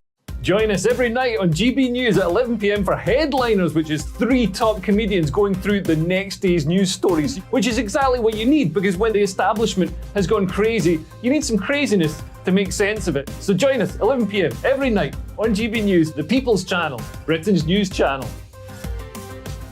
Join me, Camilla Tominey, on Sunday mornings from 9:30, taking the politicians to task and breaking out of SW1 to see how their decisions are affecting you across the UK. Bursting the Westminster bubble every Sunday morning, only on GB News, The People's Channel. Britain's watching. I'm Jacob Rees-Mogg, the Member of Parliament for North East Somerset and a former government minister. For years, I've walked the corridors of power in both Westminster and the City of London. We need to have the arguments, the discussions on how we make it better. Crop failures, famine, war, suffering on a scale completely unimaginable. We are putting the cart before the horse. As Charles I said at the scaffold, he was the true defender of liberty. Yeah, I've completely derailed the conversation. Join me Monday to Thursday at 8 p.m. on GB News, Britain's news channel. So Jubes and Co, we tackle the issues of the day with real, robust debate, both sides of the fence, battling it out with me in the middle with my forthright opinions and views. And often really interesting things happen because you start with a position and then by the end of the debate you find actually, well, I might not have thought about that one. What we need in this country is 2 new political parties. You should maybe think about doing a 2024 calendar. I'm Michelle Dewberry and I'm keeping you company right through until 7 o'clock this evening. GB News, The People's Channel, Britain's watching. The People's Channel. Britain is watching.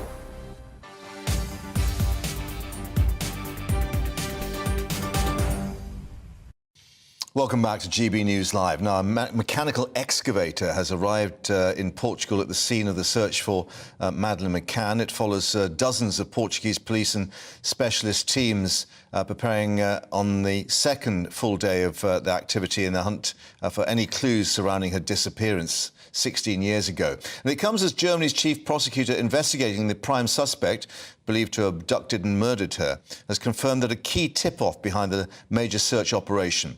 Our Home and Security editor Mark White has the latest for us from the Algarve. On the edge of this reservoir, 30 miles from the resort where Madeleine McCann disappeared, there is now intense search activity. An operation acting on fresh intelligence, enough to convince investigators the area could hold the key to helping solve this 16-year-old mystery. Using ground-penetrating radar and specialist sniffer dogs, search teams concentrated on this relatively small and very isolated area. It's a spot where Christian Bruckner, the prime suspect in Madeleine's abduction, visited on a regular basis. He lived for a time in a commune just 7 miles from here. This search operation is being conducted by the Portuguese police, but at the instigation of the German authorities. Germany's chief prosecutor, who's investigating Christian Bruckner, says he has compelling evidence that he not only abducted, but murdered Madeleine McCann. German authorities have never detailed that evidence, but almost a decade on from the last major search on the Algarve, it's taken them back here with a renewed determination. The German chief prosecutor confirming that a detailed tip-off had brought about this latest operation. Although Christian Bruckner's defence team have continually called into question the evidence against the convicted rapist, the lead prosecutor is a highly respected figure within German law enforcement. A small number of Scotland Yard detectives are here in Portugal monitoring the progress of these searches, relaying anything of note back to Madeleine McCann's family in the UK. Mark White, GB News at the Arad Dam on the Algarve. Let's update you now with the very latest with Mark, who's still at the scene. And Mark, I guess there's still quite a few hours of daylight left out there, but are we getting an indication that this may go into a day 3 now? Well, it's certainly possible for the reason, perhaps, that yesterday there was an interruption because of thunderstorms, 2 hours of torrential rain here that brought a premature end to the searching operation. So that might knock things on. They're certainly very busy, but on the peninsula again today. They brought in this mechanical brush cutter on caterpillar wheels. It's remotely controlled. It can go in and just remove the thickest of brush and branches that have grown over in what is a predominantly wooded area. Now, we are clear that this search really is concentrating on the land on that peninsula. There's been very little activity in the water itself. Now, interestingly, Mark, we have been hearing from the chief prosecutor just in recent hours, Christian Wolters, who has confirmed that this tip-off that he says that they are working on that instigated this search did not come from Christian Bruckner, their prime suspect in the disappearance of Madeleine McCann. Not surprising, perhaps, because he has never cooperated with the investigation, has always denied involvement in the abduction and alleged murder of Madeleine McCann as well. Also, the chief prosecutor is saying that the search itself isn't necessarily looking for human remains, but certainly clues to the fact that Madeleine McCann might have been brought to that area. So, for instance, clothing fibres and alike. And we know that yesterday and again today, a number of items have been recovered, including fabric and other items that have now been sent off for more detailed analysis at police laboratories. And I guess we would look at this added equipment, the brush cutters and excavators and so on, bearing in mind the fact that she disappeared in 2007. A lot of that vegetation would have grown in those intervening years. Yeah, I mean, 16 years is a long time, obviously. You have got a lot. You can tell from the area itself that it is, you know, quite thickly covered in bushes and trees and other vegetation. So that's been quite tough going, I think, for the search teams. They were out today and are still out with strimmers and chainsaws now added and, you know, receiving the additional help of this remotely controlled large bush cutting vehicle. But yes, they're out cutting their way through this, looking for anything that may have been either dumped there or perhaps buried in the thicket at some point 16 years ago. No indications that they have found the key evidence yet, but of course, with the passage of time, perhaps they just don't know until the fabrics, the fibres that they've recovered can go off for a more detailed examination to determine just how important or whether they are linked to the actual disappearance of Madeleine McCann. Mark, thank you for updating us there at the scene. Back to you, of course, as we get any more and an indication as to how long the search will continue for, of course. Thank you very much indeed. Now, the police watchdog, the Independent Office for Police Conduct, has announced it will independently investigate the build-up to the fatal collision involving 2 teenagers in Cardiff. That sparked, of course, a night of rioting there at Ely in the city. Well, this CCTV footage appears to show a police van following an electric bike about half a mile from the collision site just minutes before the incident. But the Police Commissioner for South Wales still denying any chase took place. And despite that footage, he is still making that assertion. Well, let's get more now at the scene with our national reporter, Paul Hawkins. And Paul, we can see the number of balloons and flowers there behind you. I think they've got a balloon release event, as they call it, happening a little later in memory of the 2 youngsters who died. Yeah, and it's happening here at Snowdon Roads, where the incident happened, at the lamppost where the boys were laying for, from what we hear from locals here, up to 9 hours, and that's just one reason why they're angry with the police. But yeah, the balloon vigil here, people are being told to bring balloons and to release them as part of a candlelit vigil to remember the boys who everyone here seems to know. People continue to stream throughout the day up this hill, carrying flowers, standing, laying, thinking, remembering Kyle Rees and Harvey, both 16 and 15, who lost their lives in that incident, which, as you say, Mark, is now the subject of an investigation, an ongoing investigation by South Wales Police, who themselves will now be investigated by the Independent Office for Police Conduct. Not just about what happened leading up to the incident, and we've seen CCTV footage. Other clips are emerging along Frank Road where that initial clip was taken.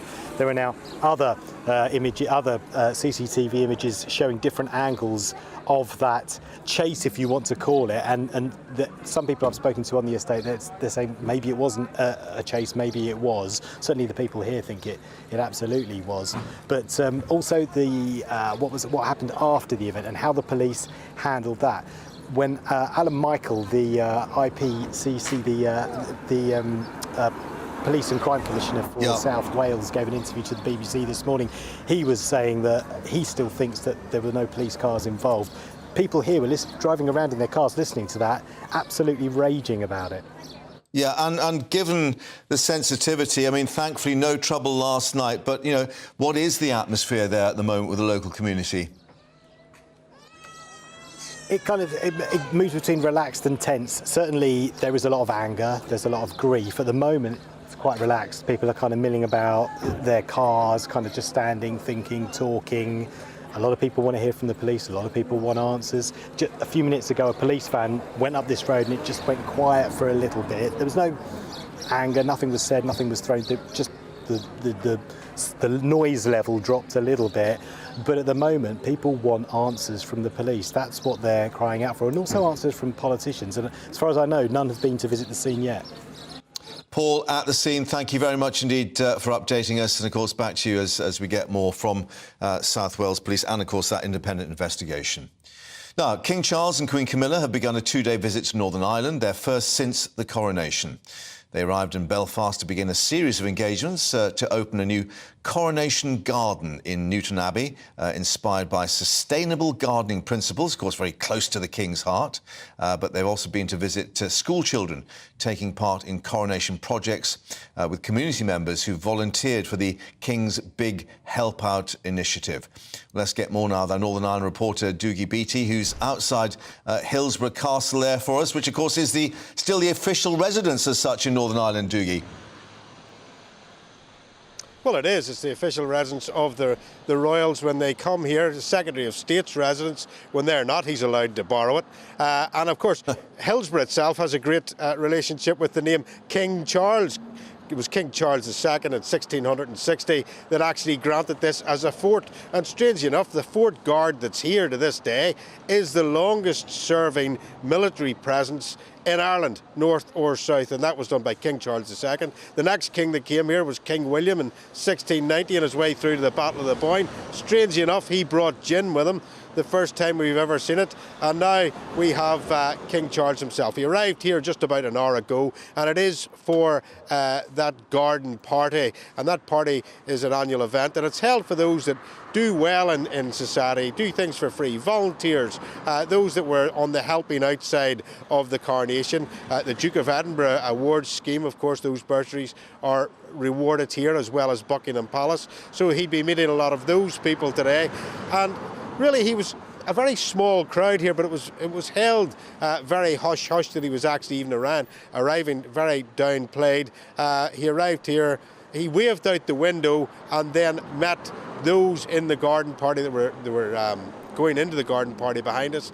And since then, the royal standard has gone up on top of the castle itself, but we don't expect anything really from this until tomorrow morning, till he starts the second leg of his visit. OK, and talking of gardens, of course, we've just seen the pictures of the Coronation Garden they opened earlier. I think, is it Hazelbank Park, where obviously this is the first official sort of remembrance, if you like, of the coronation and marking that. It's quite a structure there that we're seeing. It is, and it's in around the Antrim area, and it is quite beautiful gardens up in there. That particular place holds a lot of history with Northern Ireland, but it's a sustainable garden, and it is something that is very, very close to the monarch's heart. He takes a lot of time to explain that, and I have been at these garden parties before, and he has took time round the gardens to look at them and actually examine what's going on in them. Most people would pass by and not realise half the plants, etc., that are there.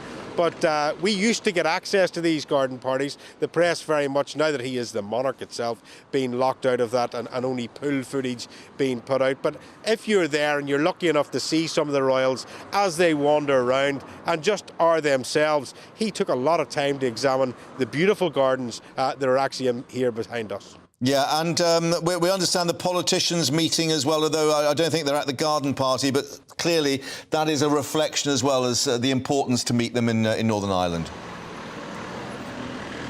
It is, and this comes after that local elections, of course, Sinn Féin taking the largest number of seats there, but things are not going to move on very quickly here in Northern Ireland. It would have been a different scenario had the DUP's vote fallen away, but as it is now, Chris Heaton-Harris has a few decisions to make here in Northern Ireland. Should he ignore the consent side of the Good Friday Agreement and go on and try and cobble together some sort of coalition between the Alliance Party and the SDLP and Sinn Féin, or will he try to bring Unionists on board? It's all for him to do in the next few weeks, but for tonight it's very much about those in Northern Ireland that have volunteered their time and done by the community. Dougie, thank you for that, and more, of course, coming up with Patrick. He's with you for the rest of the afternoon, but GB News Live back with you tomorrow. Have a great afternoon. We'll see you tomorrow. Afternoon, I'm Alex Deakin, and this is your latest weather update from the Met Office for GB News. The outlook for the next several days is more of the same. Not much rain at all expected, even into next week, with plenty of fine and sunny weather and some fairly chilly nights ahead. High pressure is dominating. It's been building in from the west, and it will continue to control our weather, I say, through the weekend and beyond. There will at times be weather fronts pushing south, just like we've seen today, so it's not been sunny everywhere. Quite a lot of cloud across Northern Ireland and southern Scotland. That cloud edging into northern England this evening, and we'll see some misty, murky conditions coming into East Anglia and the southeast through the night as well. Clearer skies across Scotland and Northern Ireland. Means quite chilly conditions, temperatures down to 2 or 3 degrees in rural spots where it stays cloudy, reasonably mild conditions, but quite a grey start then tomorrow over the Midlands and much of eastern England. Now there is the small chance over northern England of seeing a shower during Thursday, but the vast majority staying dry and certainly many areas brightening up after a bit of a misty start. Some cloud may push into Wales and southwest England, but a sunnier day for southwest Scotland and Northern Ireland, and temperatures around the average. Highest temperatures in the south, maybe 21, 22, so perhaps just a little bit lower than today's temperatures. As we go through Thursday evening, not a great deal of change. We'll see a bit more cloud spilling into the far northwest. Chance of a little bit of drizzle coming into the Western Isles during Friday morning. Again, elsewhere, perhaps a little mist early on, some low cloud, but for the majority, Friday is also looking like a fine, bright day with plenty of sunny spells. The cloud will thicken over the Northern Isles, some spots of drizzly rain coming in here as well. But otherwise, say, plenty of fine weather. The wind direction will be vital to those temperatures. Again, in the south, probably going to see the highs in South Wales, southwest England, 22 degrees. Generally elsewhere in the high teens. The dry, fine weather will continue through the weekend, although signs of it turning a bit colder during Monday. First and foremost, I am a GB News fan, and I was before I was working here. Just love the fact that we're asking the questions that a lot of establishment media won't ask. With a bit of a twist, we not only want to inform you, but we want to keep you entertained. It's worth the drive because you get in and the team's all ready and waiting, they're itching to go, and it's a proper little family. GB News is the people's channel. It's the audience that makes the programme sing. We're giving our viewers and our listeners a voice. I see the thousands of your letters, tweets, emails, you name it.